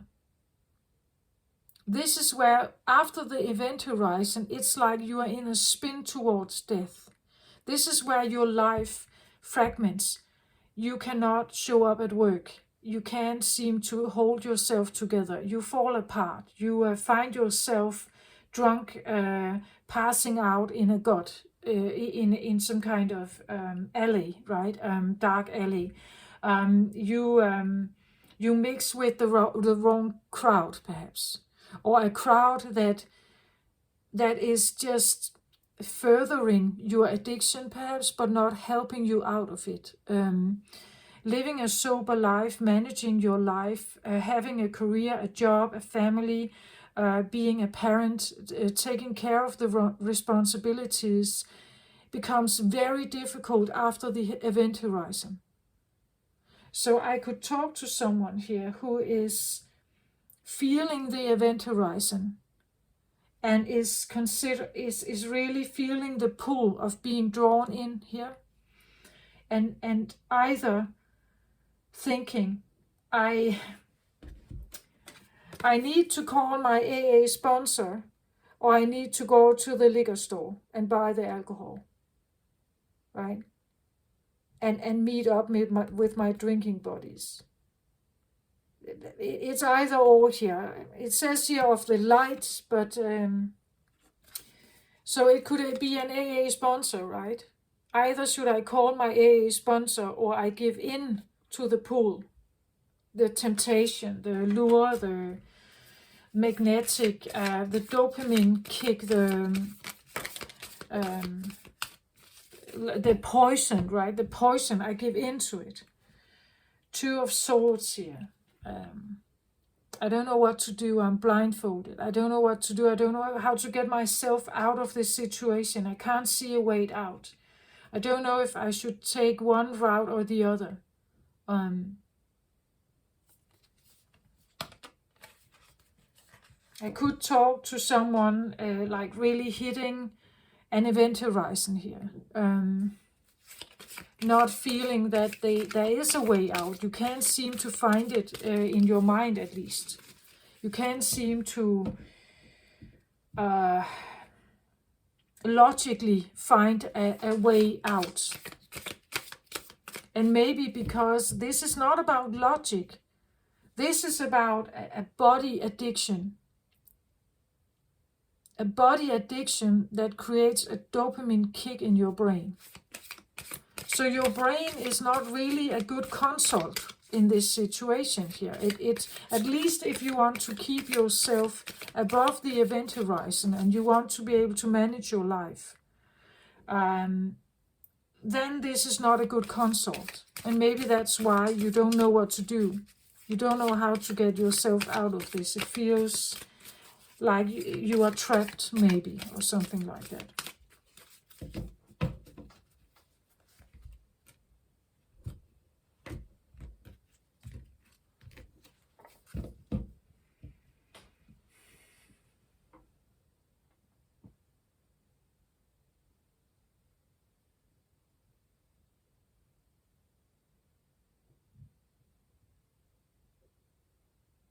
Just a moment.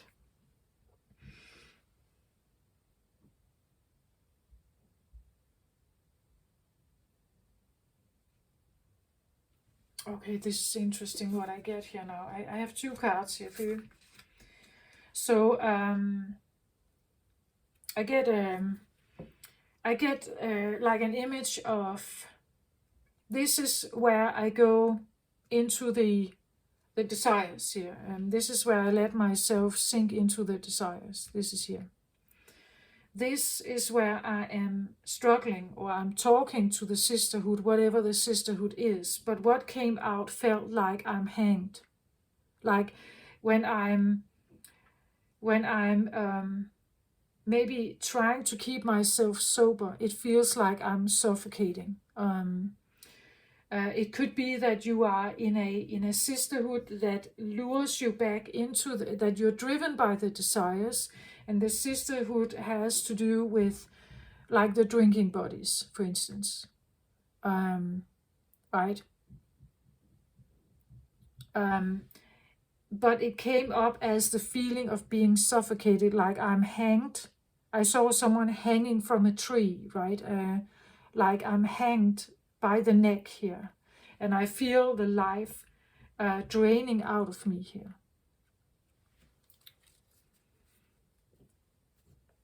At the bottom of the deck, I get the Nine of Swords. Nine of Swords is a feeling of, it's a swords card, so it has to do with your your thought patterns, your way of thinking, your perception, your identity.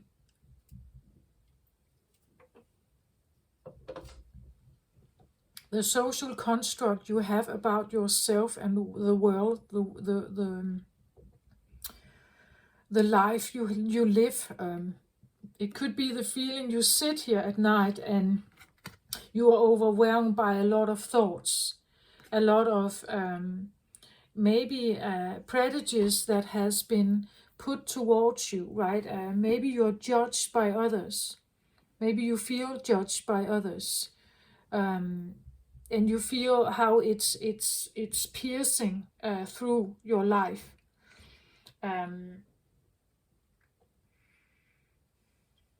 It can be your own judgment, like maybe you're judging yourself here for something. May have to do with some desires here, right? And maybe people know about this. Maybe they know about the desires, and you're trying to keep yourself out of them. But at night here, it feels like it's piercing through you here. It could be self-blame, self-torture, like if we are not accepting a part of ourselves, that maybe you have, let's say you have some kind of sexual desire, but it's definitely taboo in your world. You can't talk about it. You can't say this out loud, right? Let's say you are homosexual. You can't say this out loud. If someone knew this, they would judge you, right? You may even judge yourself. Why am I like this? Why am I not normal? Why am I feeling like this? If I should ever say this, I know I will be judged. I know that I will be discarded from my family. Everyone would judge me and resist me, right? They would walk away from me. Things like that.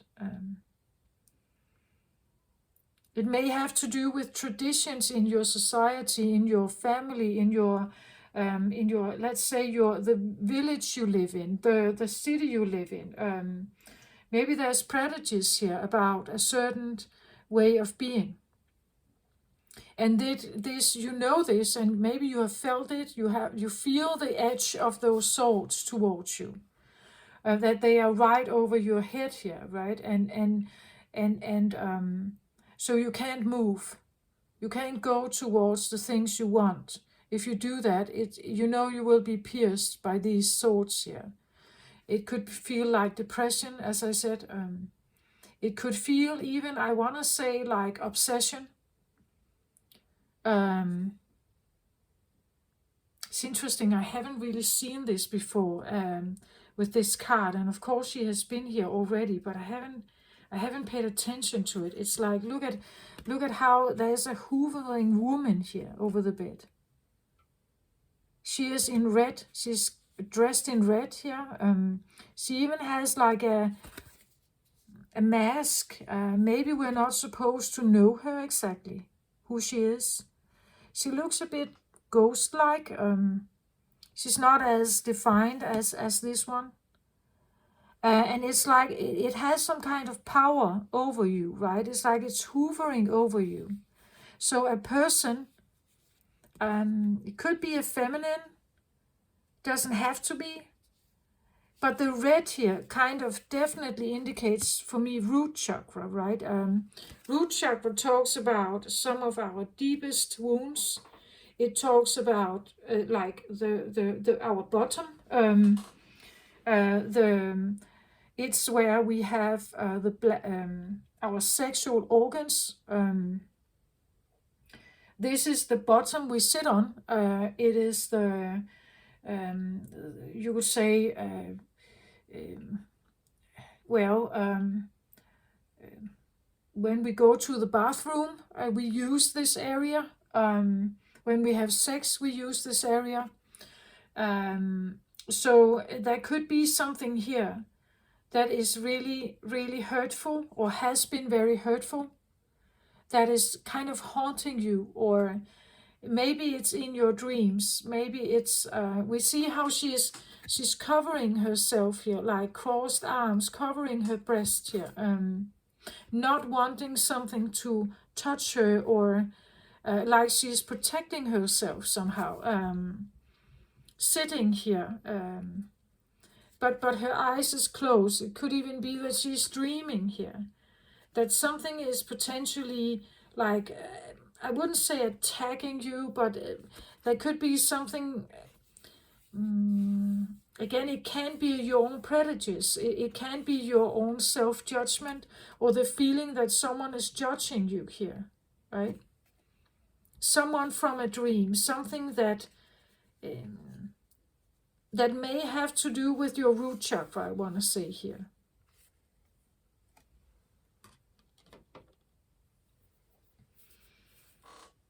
So, and it's interesting because she's wearing a mask and she's dressed all in red. It can't be someone, the feeling of something haunting you, judging you. But it could also be, I see her a little bit like a dominatrix, maybe, like something that is, and again, this feeling of if I should say this out loud, if I should say that I would become someone like this, or I would like to meet someone like this, it would probably, maybe it's dangerous, maybe I don't like it if it actually would be in my life, maybe I will judge myself, maybe what if people knew about this, something like that, right?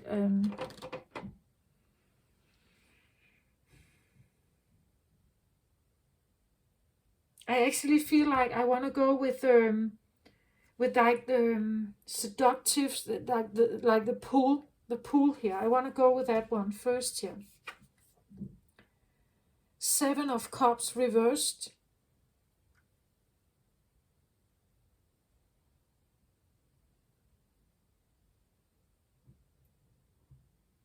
Well, the 7 of Cups is, well, it is a Cups card, but it's not really about love, I think. This has more to do with the temptations out there that can lure our heart in. We see that there are many cups here, and there are different things in the cups. There can be, like, you would say, there could be like luxury things. You could be, this is where I talk about fascination. This is something that has to do with fascination. We can be fascinated by something. We can be fascinated by people. We can be fascinated by glitter, right? And fame, perhaps. We can be fascinated by like different experiences, right? We have the fragile rose, right? We can be fascinated by something that is so fragile but yet so beautiful. The most sacred, beautiful, fragile things in the world can fascinate us maybe. We can be fascinated by sex, right? We have the dragon here, power and fire. We can be fascinated by honesty maybe.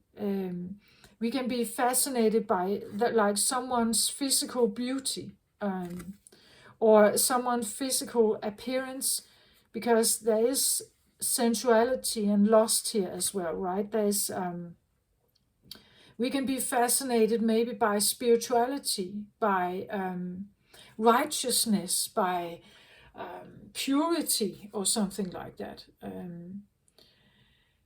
But it came out in reverse here, and I see this as a sign of wanting to resist something. Like I want to resist being fascinated by something. Again, this is also where we talk about being fascinated by things outside of yourself. So being attracted to something that is not within you, but outside you. Being lured by something. Being lured by, again, drugs, alcohol, a person, sex, gambling, whatever this is, right? Luxury, fame, spotlight, whatever this is, it's outside of you. So you are codependent. You are dependent on something outside of yourself to make you feel good.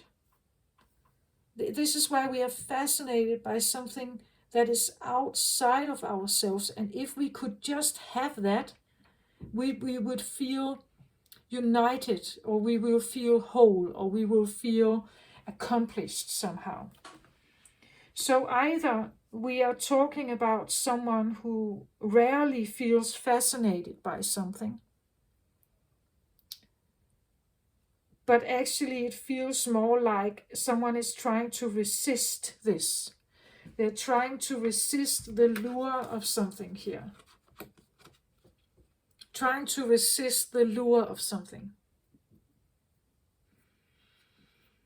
I'm trying to keep myself away from the event horizon and the lure of something here that potentially could draw me in, hypnotize me.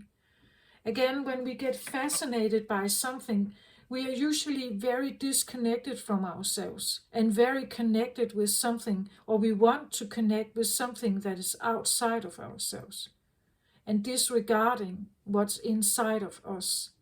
We may feel a lack on the inside and very drawn to something that feels abundant over here. This is what feels abundance, right? We want to reach for it here. We want to devour it. We want to maybe have it, right? But it also feels a little bit like maybe you know that if I reach for this, it's a fascination. It's not really, or an obsession to possess something. It's not really, it's not real. It's not really me. It's something that I can become very dependent on. It can become an addiction for me. It can be something that, and I can't control this, right? This is things that are outside of ourselves. We can't really control that. And maybe someone is really struggling here with the idea that I don't want to be fascinated by something that I can't control and then become addicted to it. I'm trying to push myself away or keep myself away from the lure of this.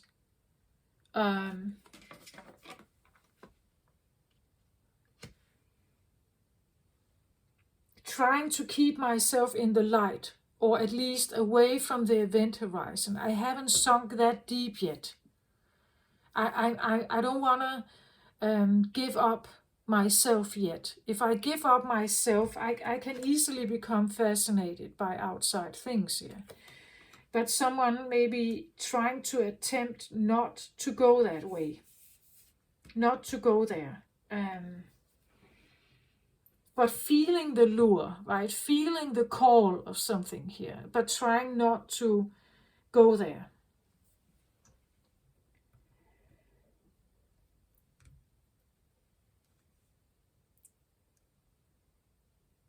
Again, and the reason why you don't want to go there is potentially because of the judgment, because you know it will give you depression. You know you will lose yourself, or potentially it will stab you here. Potentially you could die of this. It can suck. Again, I saw her, right? It's like this lady, or this. It's like it wants to call you in, right? You may feel like you're hearing them almost calling you. Come back, come back. Maybe this is the feeling of the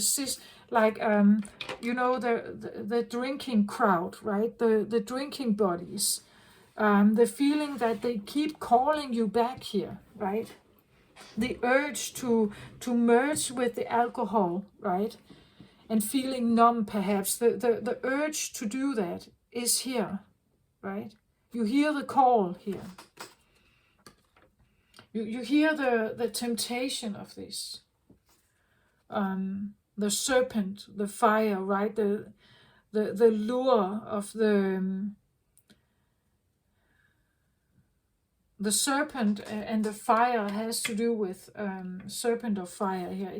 It has to do with our urges, our longings, our it can infiltrate our willpower. It can it's what drives us. It makes us take action towards something. And if you have a lure here, a hypnosis, a magnetism towards something, it wants you to, it's like the serpent wants you to go there. Like you would say how the serpent was tempting Eve in the garden to eat the apple. It's that kind of temptation that it lures you, magnetizes you, it hypnotizes you. It's a pull that is almost irresistible here.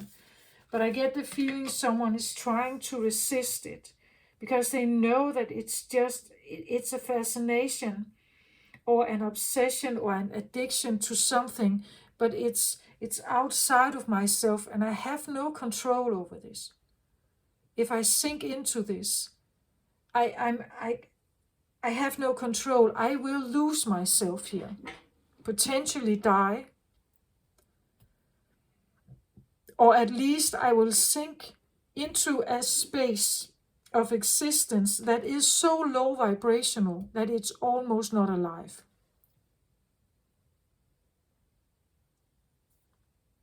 Like a zombie existence. And it's controlled by whatever I'm fascinated by or whatever is luring me in. The drugs, the alcohol, the gambling, the sex, or whatever it is, right? Here.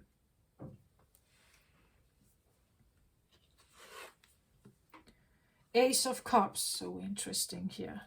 Very interesting. Ace of Cups is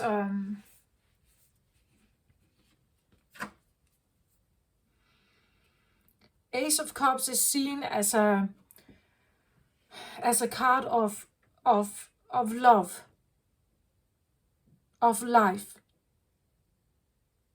of choosing life. I want to say it's a new beginning of love. It's a new beginning of opening your heart, perhaps, as a Scorpio, right? It's a new beginning of, I want to say, trust, because you can't have love and not have trust.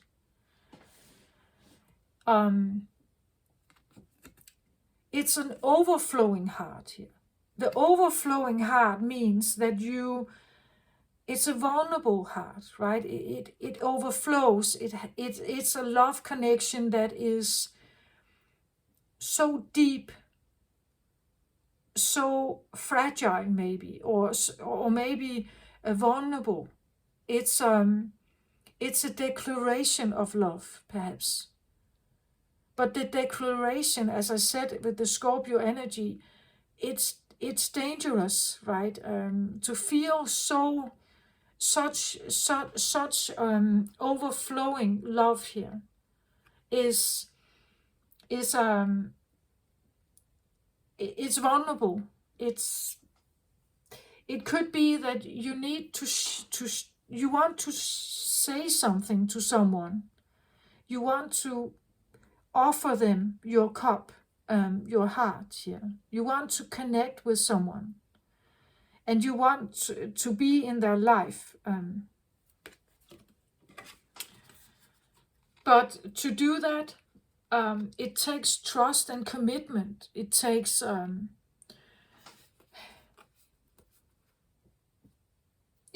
connection. It takes vulnerability.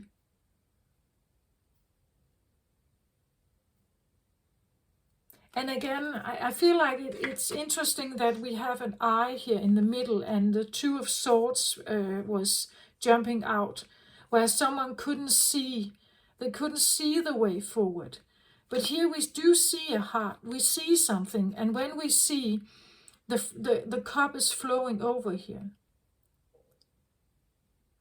You see, this is the feeling of maybe finding the one. Like, I have figured out who is the one for me. And loving the one for me is definitely much more interesting for a Scorpio. Connecting with something that is of a very deep character, of a very deep, close, intense, united, confidential, the deeper, darker, confidential trust. That would definitely be a what you wanted to look for. But it's not without its problems. It's not without ups and downs, perhaps, here. And you see, it's interesting that I don't want different love. I'm attempting to keeping my way from the different lovers, from the different fascinations out there. Maybe I'm fascinated by multiple people. Maybe I would like to have sex with multiple people here. But I'm trying not to, because I'm trying to honor this. This can talk about your own heart also, that you're trying to heal your own heart. Because it was flowing over at some point. Maybe it was really hurting at some point. So you're trying to heal your heart here. Trying to attempt to make sure that you have done everything you could to heal your own heart here. And therefore you can't have others mingle with something. You don't want you don't want to be fascinated by something here, because it's just like intruding in a process that you are maybe having here. Trying to keep yourself away from the event horizon. Again, as long as you stay away from the event horizon, you know that you are healing, perhaps, here, or you are wanting to heal yourself here. You're wanting to stay true to yourself, or true to the one love that you really feel you have. And sometimes you may need a sisterhood here. Maybe you need to talk to someone about this. How to stay sober and how to keep yourself engaged in something. As I said, it felt a little bit like the hanging man here. Like keeping myself to just one feels like I'm sacrificing myself or I'm dying. A part of me is dying by keeping this sacred. By staying true to this, I'm also killing something else. And that could be the fascination of being with multiple people, or let's say this is where you stay and away from the event horizon. You are trying to stay true and heal yourself, or staying true to the love in your life, but you have a gambling addiction. And being here means that you can go gambling. In honor of this, you're not gambling. But at the same time, it feels like you're suffocating. You're trying to stay away from the gambling experience. You're trying to stay away from it, not touching it, right? But you feel the lure of it here. You feel the lure that it's calling you back. And again, this is where we have a problem, right? Because now we have, if this is a person in your life here, you see, if they do something that hurt you or you get disappointed, there is just one little tiny event or one little tiny thought that keeps you away from the event horizon and diving right back into this. Someone else should not be in charge of what you do in your life. So I hope this is about yourself somehow. That again, because one little thing can tip you over, right? One little thing. Again, here we have someone maybe trying to stay away from the alcohol, trying to stay away from an addiction or an obsession, a person maybe. I'm trying to stay true to where I am, but I feel this. I feel the call of something. I feel the urge to go there, right? I'm trying to stay away. I'm trying to stay strong. And if I hope this is about you, right? I hope, again, I'm trying to stay strong. I want to heal myself here. I want to reach out maybe to some sisters and brothers here of the light who can keep me or help me maybe through a period here, right? A period where I know that I'm most vulnerable. Whatever this may be, maybe you have been around certain elements here, people, situations, certain, I don't know, maybe you have been around some of this, and it has been a struggle to keep yourself above water here, you could say, to keep yourself up, and maybe it needs a few days to settle. Maybe it needs a cycle of time here. Maybe you need to be sober for 6 weeks, 1, 2, 3, 4, 5, 6, or for a fortnight. There is a fortnight between the full moon and a new moon. Maybe you need someone to hold your hand, right? Be there with you for a fortnight here. To maybe, let's say this is about a detox. Maybe it talks about 6 days, 6 weeks, 6 months, or whatever, something like that. A step-by-step process where you cleanse yourself and you come above water again here. You get yourself away from the event horizon, where you can see clearly again here. And maybe you need to reach out to someone here who can help you, or keep you sane in a situation. Keep you sane in a situation, I feel like here, right? Maybe someone who understands, as I said, like an AA sponsor or some kind of mentor who knows about maybe like the deep stuff here, the lure of something. Someone who knows, someone who understands the pull of something here. and who can help you stay above water or stay out of problems here.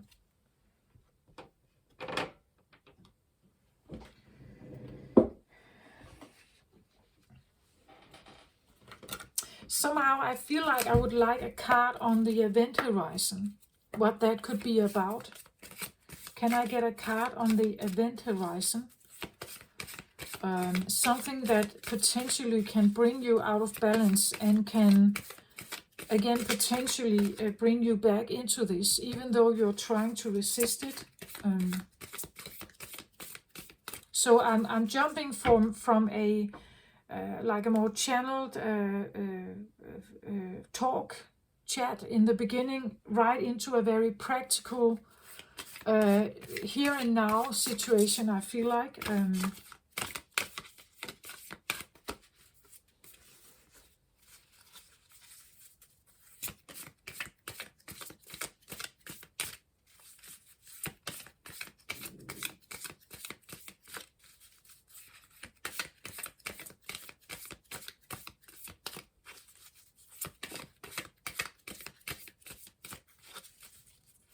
We know that, I was just thinking about the Earth here.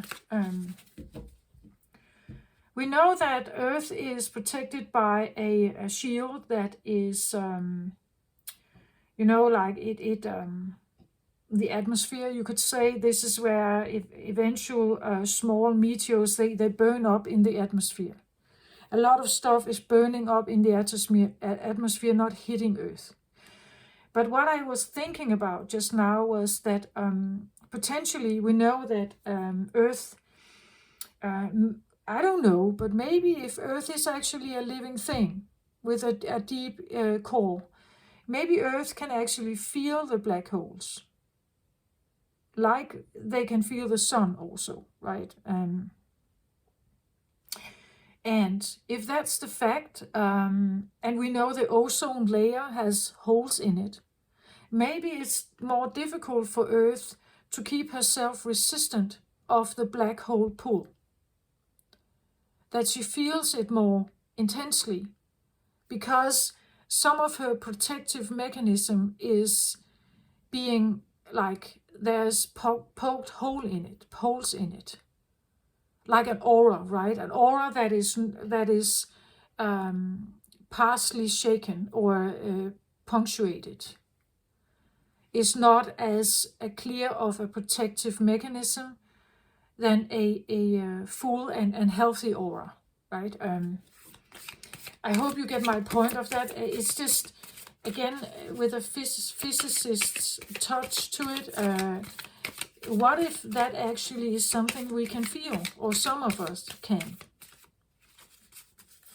That something is happening to the aura, or has been happening to the aura, and we can't sustain it. We have to do something about it, right? We have to do something about it. Because if we lose more of it, we will become an easy target. Or we will fall. We will no longer be able to resist the event horizon or something.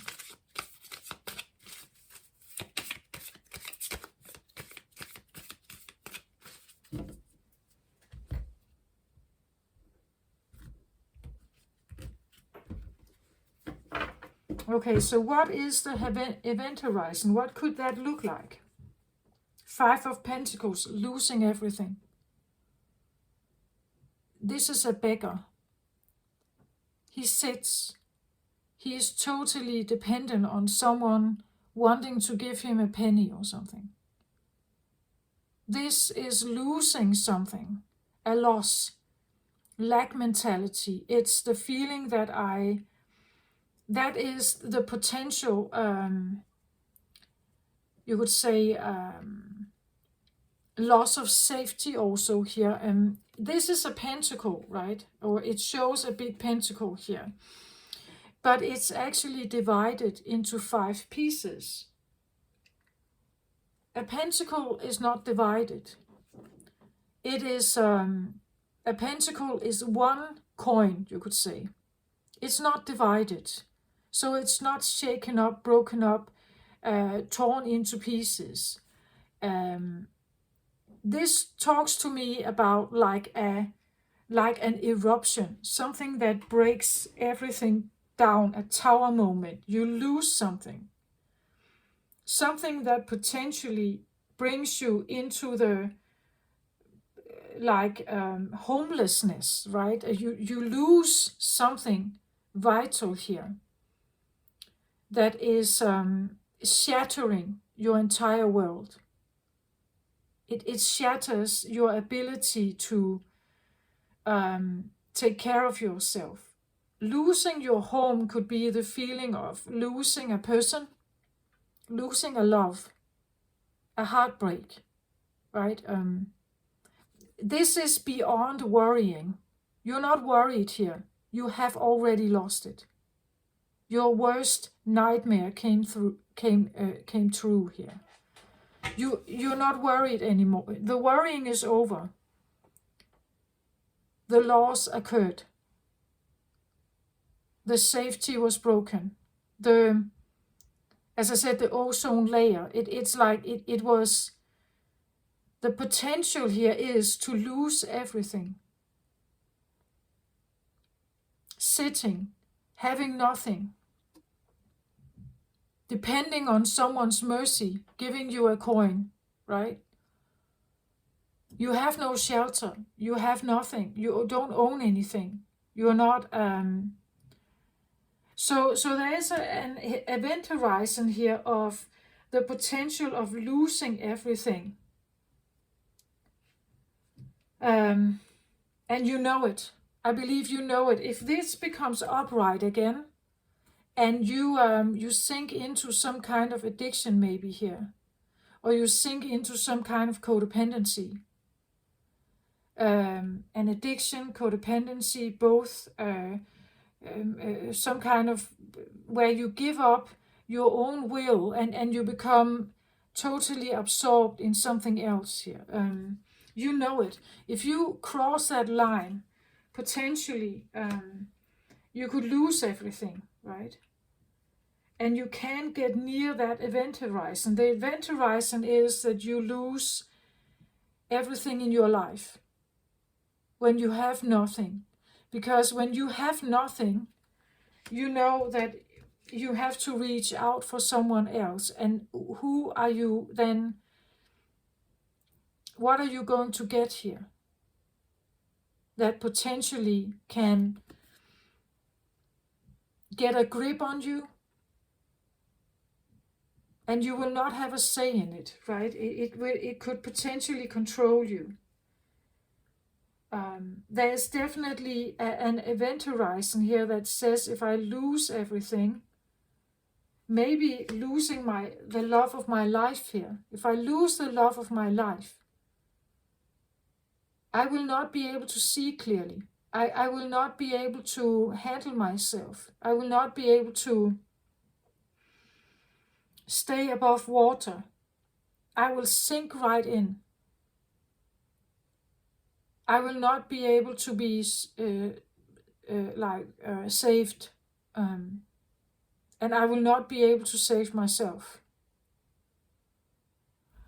And maybe needing to really reach out for something here.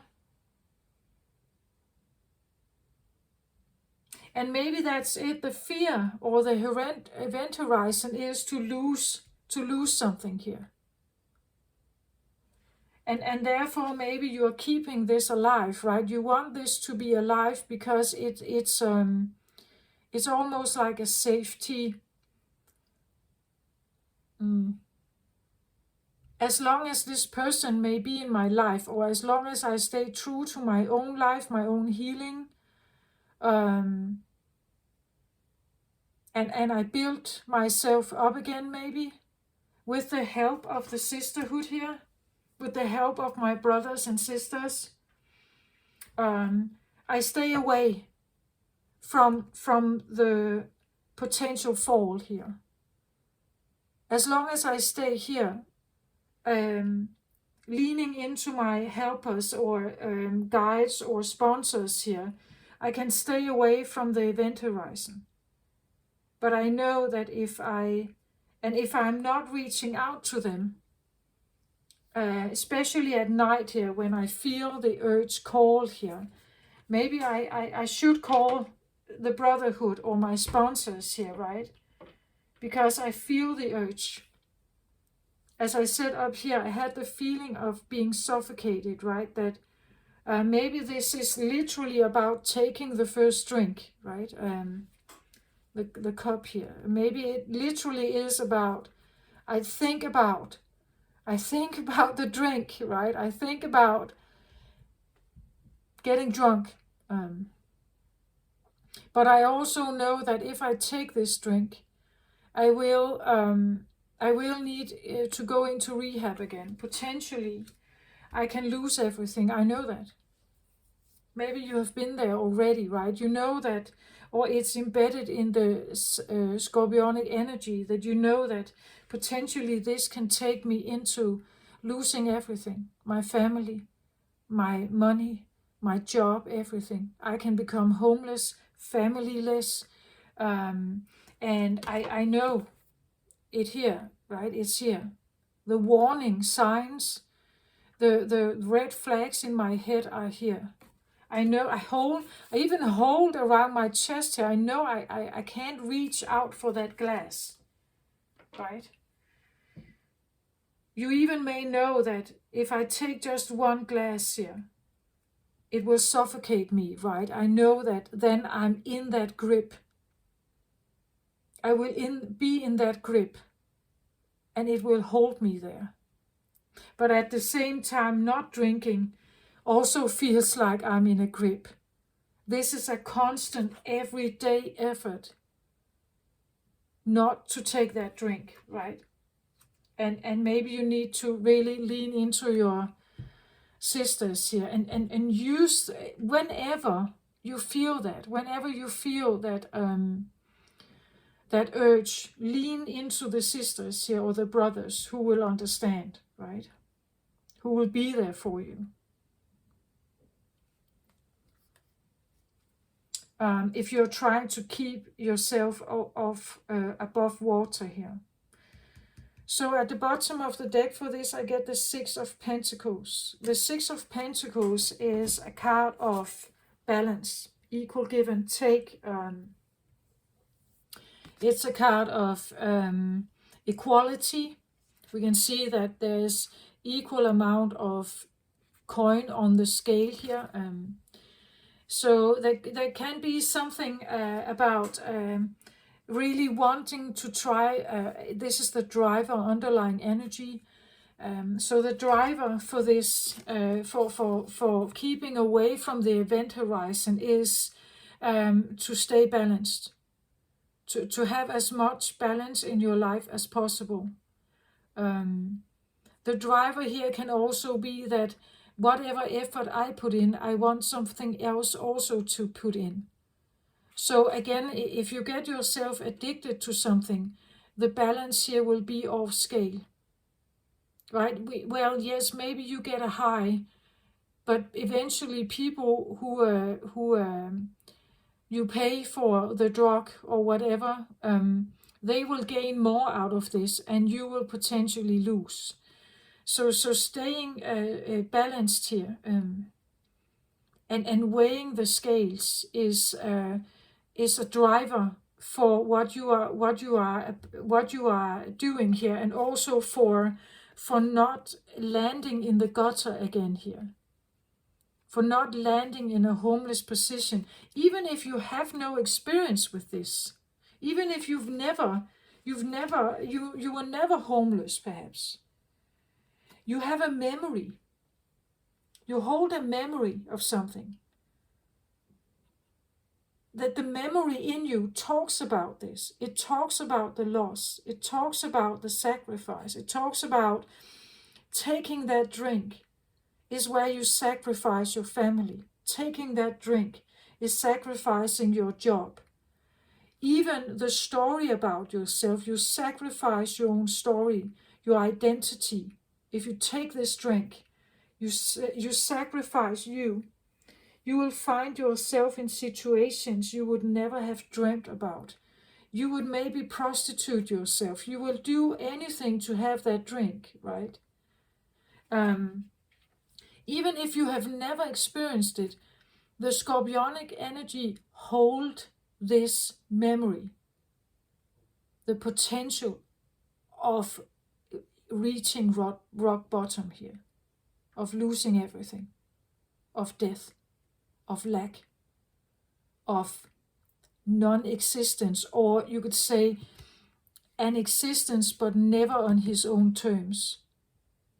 He is codependent on other people's mercy to help him, to give him shelter, a little bit of food. He is totally at someone's mercy here. And that's what Scorpio also hold. Being at someone's mercy is like an entrapment, right? It's like being in the, like something holds you in a, like, as I said, it's like with the feeling of being hanged, like something has you by its throat, right? It has you by its throat. The first drink is the, maybe you will have a fun night out, but the first drink, if you are an alcoholic, is going to send you right down some of this alley here. And a part of you knows this. It's embedded in your DNA. Even if you have never reached this rock bottom, you know it.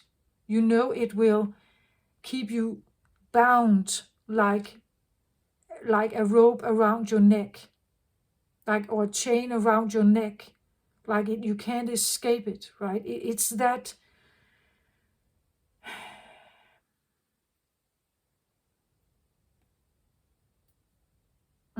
it's that aggressive, it's that dominant, it's that powerful. It takes your power away. It's a feeling of becoming powerless, at the mercy of someone else's rules, and then losing your power, right? And for a Scorpio, I believe that's again the intensity of like a love relationship can bring that to the forefront for a Scorpio. The potential of being at someone else's mercy. That you have no control here. You've lost everything. You have nothing left here. Total powerlessness. That is a total fear also for Scorpios. And therefore keeping a balance here, trying to keep yourself as balanced as possible. In whatever regard that is, it is very important. Because you know that it can escalate into something where you will not have the control. You will be fascinated, you become fascinated or lured into something, but potentially it's going to take all your power away, and you will have no ability to come back from that. There's no coming back. There's only sudden death here. And it actually illustrates very well what I've been talking about. It's and it's something that comes in from time to time, a feeling of depression or a feeling of a pressure. I want to say a pressure that you may feel on your heart, on your chest, that something is challenging you here. And you need to really gather all your strength to keep yourself away from falling, right? Or from hitting this event horizon. Somehow I feel like someone could be close to an event horizon here. Something that potentially could take you down, or take you down like into this. It could potentially be there. So I really hope you will reach out to whoever can help you from like the feeling of losing yourself or losing control, or like the grip around your neck here, that something has a grip around your neck. If it means that you have to be honest and say, I took that drink, please drive me to a detox facility, right? Take me there. Right? Or maybe you are considering this on behalf of someone else, to like make an intervention here, and to help someone like rise, get up again, right? Knowing that it will take a while, right? Knowing that it's not going to be easy. This could talk about you want to let someone know that I'm here, right? I'm here for you. If you ever experience like the urge, or you feel like you can't stay away, that it's taking over, that something is taking over here. Maybe someone is coming forward and saying to you here, I will be here for you, but you call me, right? You call me when you feel that you're getting closer and closer to this, that you're no longer in charge, that you're no longer that you feel that you have lost your own power. You can't sustain yourself here.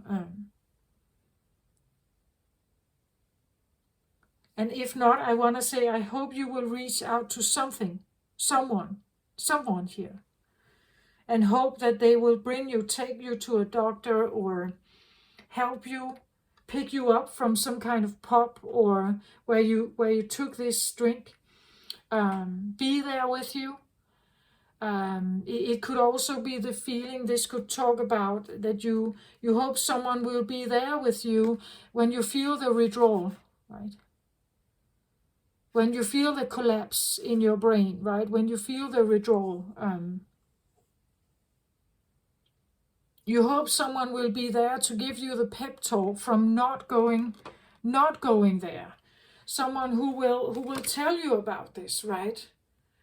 Someone who will convince you to stay away from the drink, right? Or whatever this is.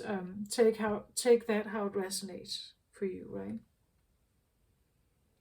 But again here, look at how the cups energy is present here, and how destructive this can be, if it takes a turn.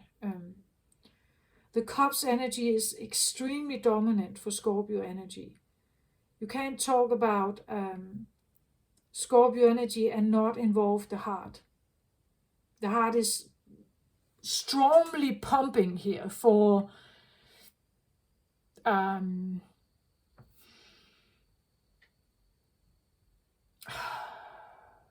want to say the heart is strongly pumping for intense existence. That's the Scorpionic energy. It calls for intense existence. But with that intense existence also comes death, sacrifice, loss, lack, taboo, all kinds of judgment and things like that. It's a turmoil energy to try to manage. It's a tumultuous energy to manage.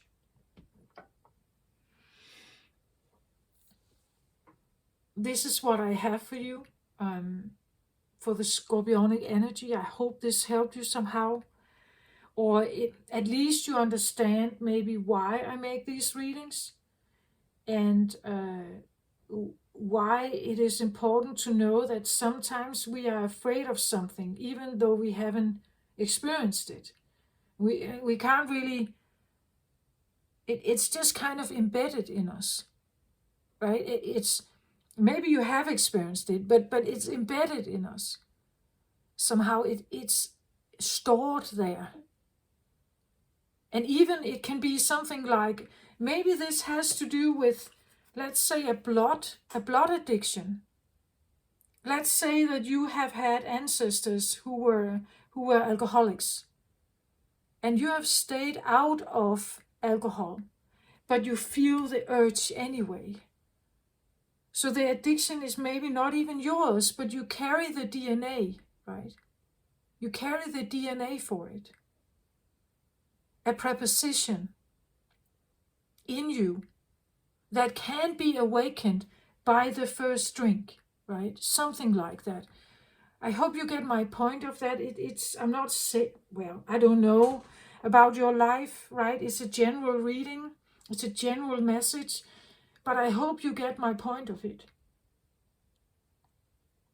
It could be a tendency you have. I have a tendency to be drawn towards certain people where there is this feeling of like a tie or a dominance or something.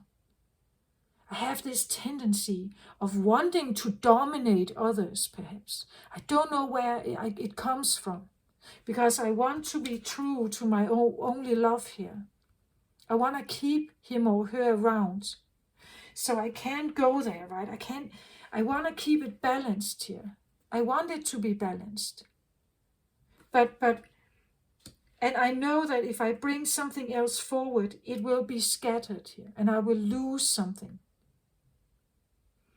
These are pentacle cards. They talk about like earthly matters. I will lose the person. I will lose my safety. I will lose the sense of security. I will be without shelter. I am armorless. I have no armor. I'm powerless. I have nothing to fall back on. No education, no job. I can't even hold a job. I am very unsafe in this position.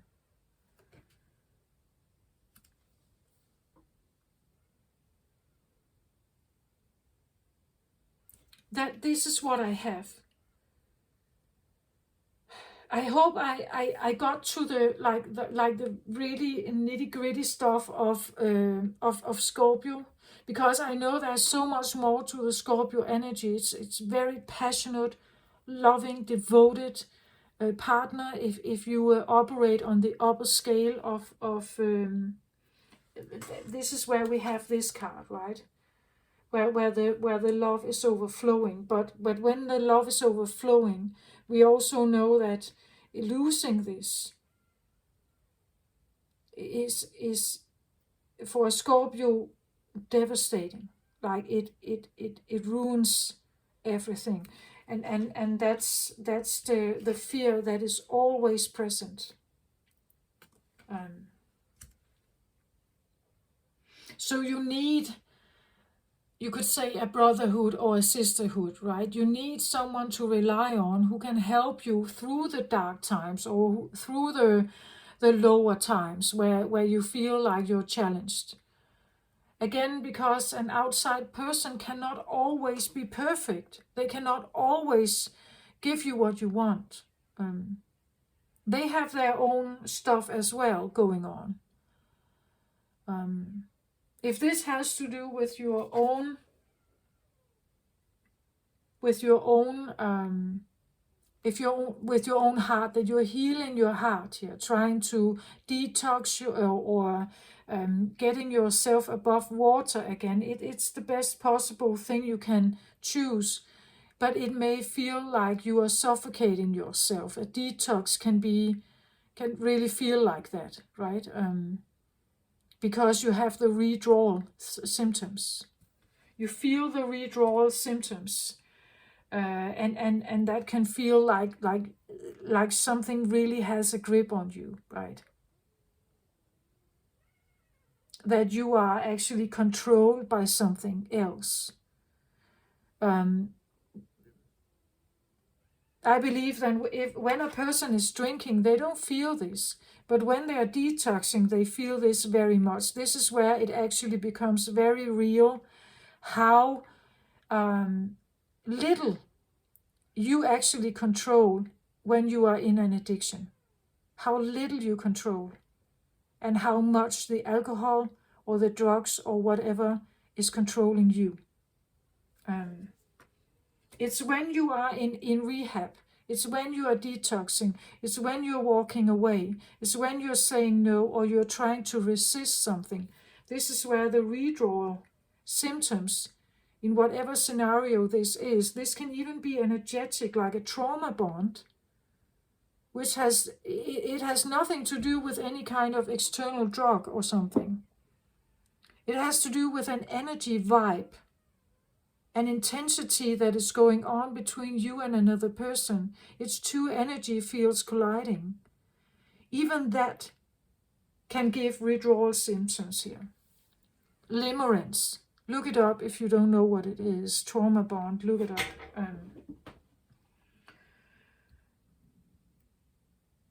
But you are, at least I feel like this actually tells us something about the scenario of potentially an addiction here.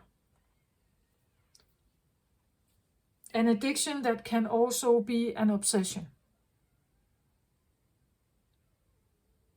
And again, I'm here to put light on this so that we can do something about it, right? Because no one is supposed to be, like in chains. Nobody is supposed to live a life like that. Nobody is supposed to feel like something controls me outside of myself. At least when you are literally really trying not to get yourself into something, when you're trying to keep yourself away from the event horizon, you shouldn't feel like something has a grip on you, right? But that is coming forward when you are detoxing in rehab, or even, as I said, energetically with certain people. You may feel that. I see it here also, right?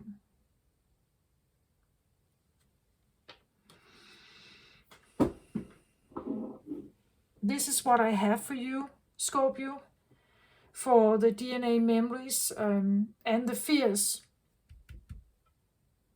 the low point, right?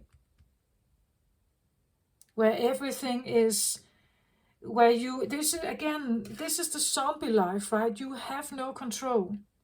And I believe that this is a big, big fear for Scorpios, being at someone else's mercy, without control, powerless. No ability to fight against what you are standing in front of. That something has the upper hand and keeps having it. That you have no ability to fight back. That is a prison, right? It's and I believe that is that's like a low point for a Scorpio. And therefore, Scorpios may try to do everything they can to stay away from that. To stay away from it so that they stay in control. They keep the control. Right? Because this must never happen. The loss of control must never happen. That would be devastating for a Scorpio.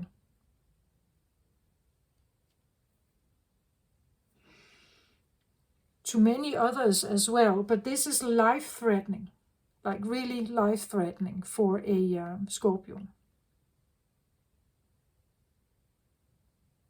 And it goes back in time, slavery, right? That's the energy that is here, slavery. Slavery is that's a trigger here, is the idea of slavery.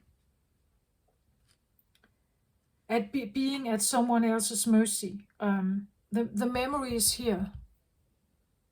Please let me know if you feel this is correct, right? Thank you so much for listening. If you like what I do, please give it a thumbs up. Comment if you feel like it.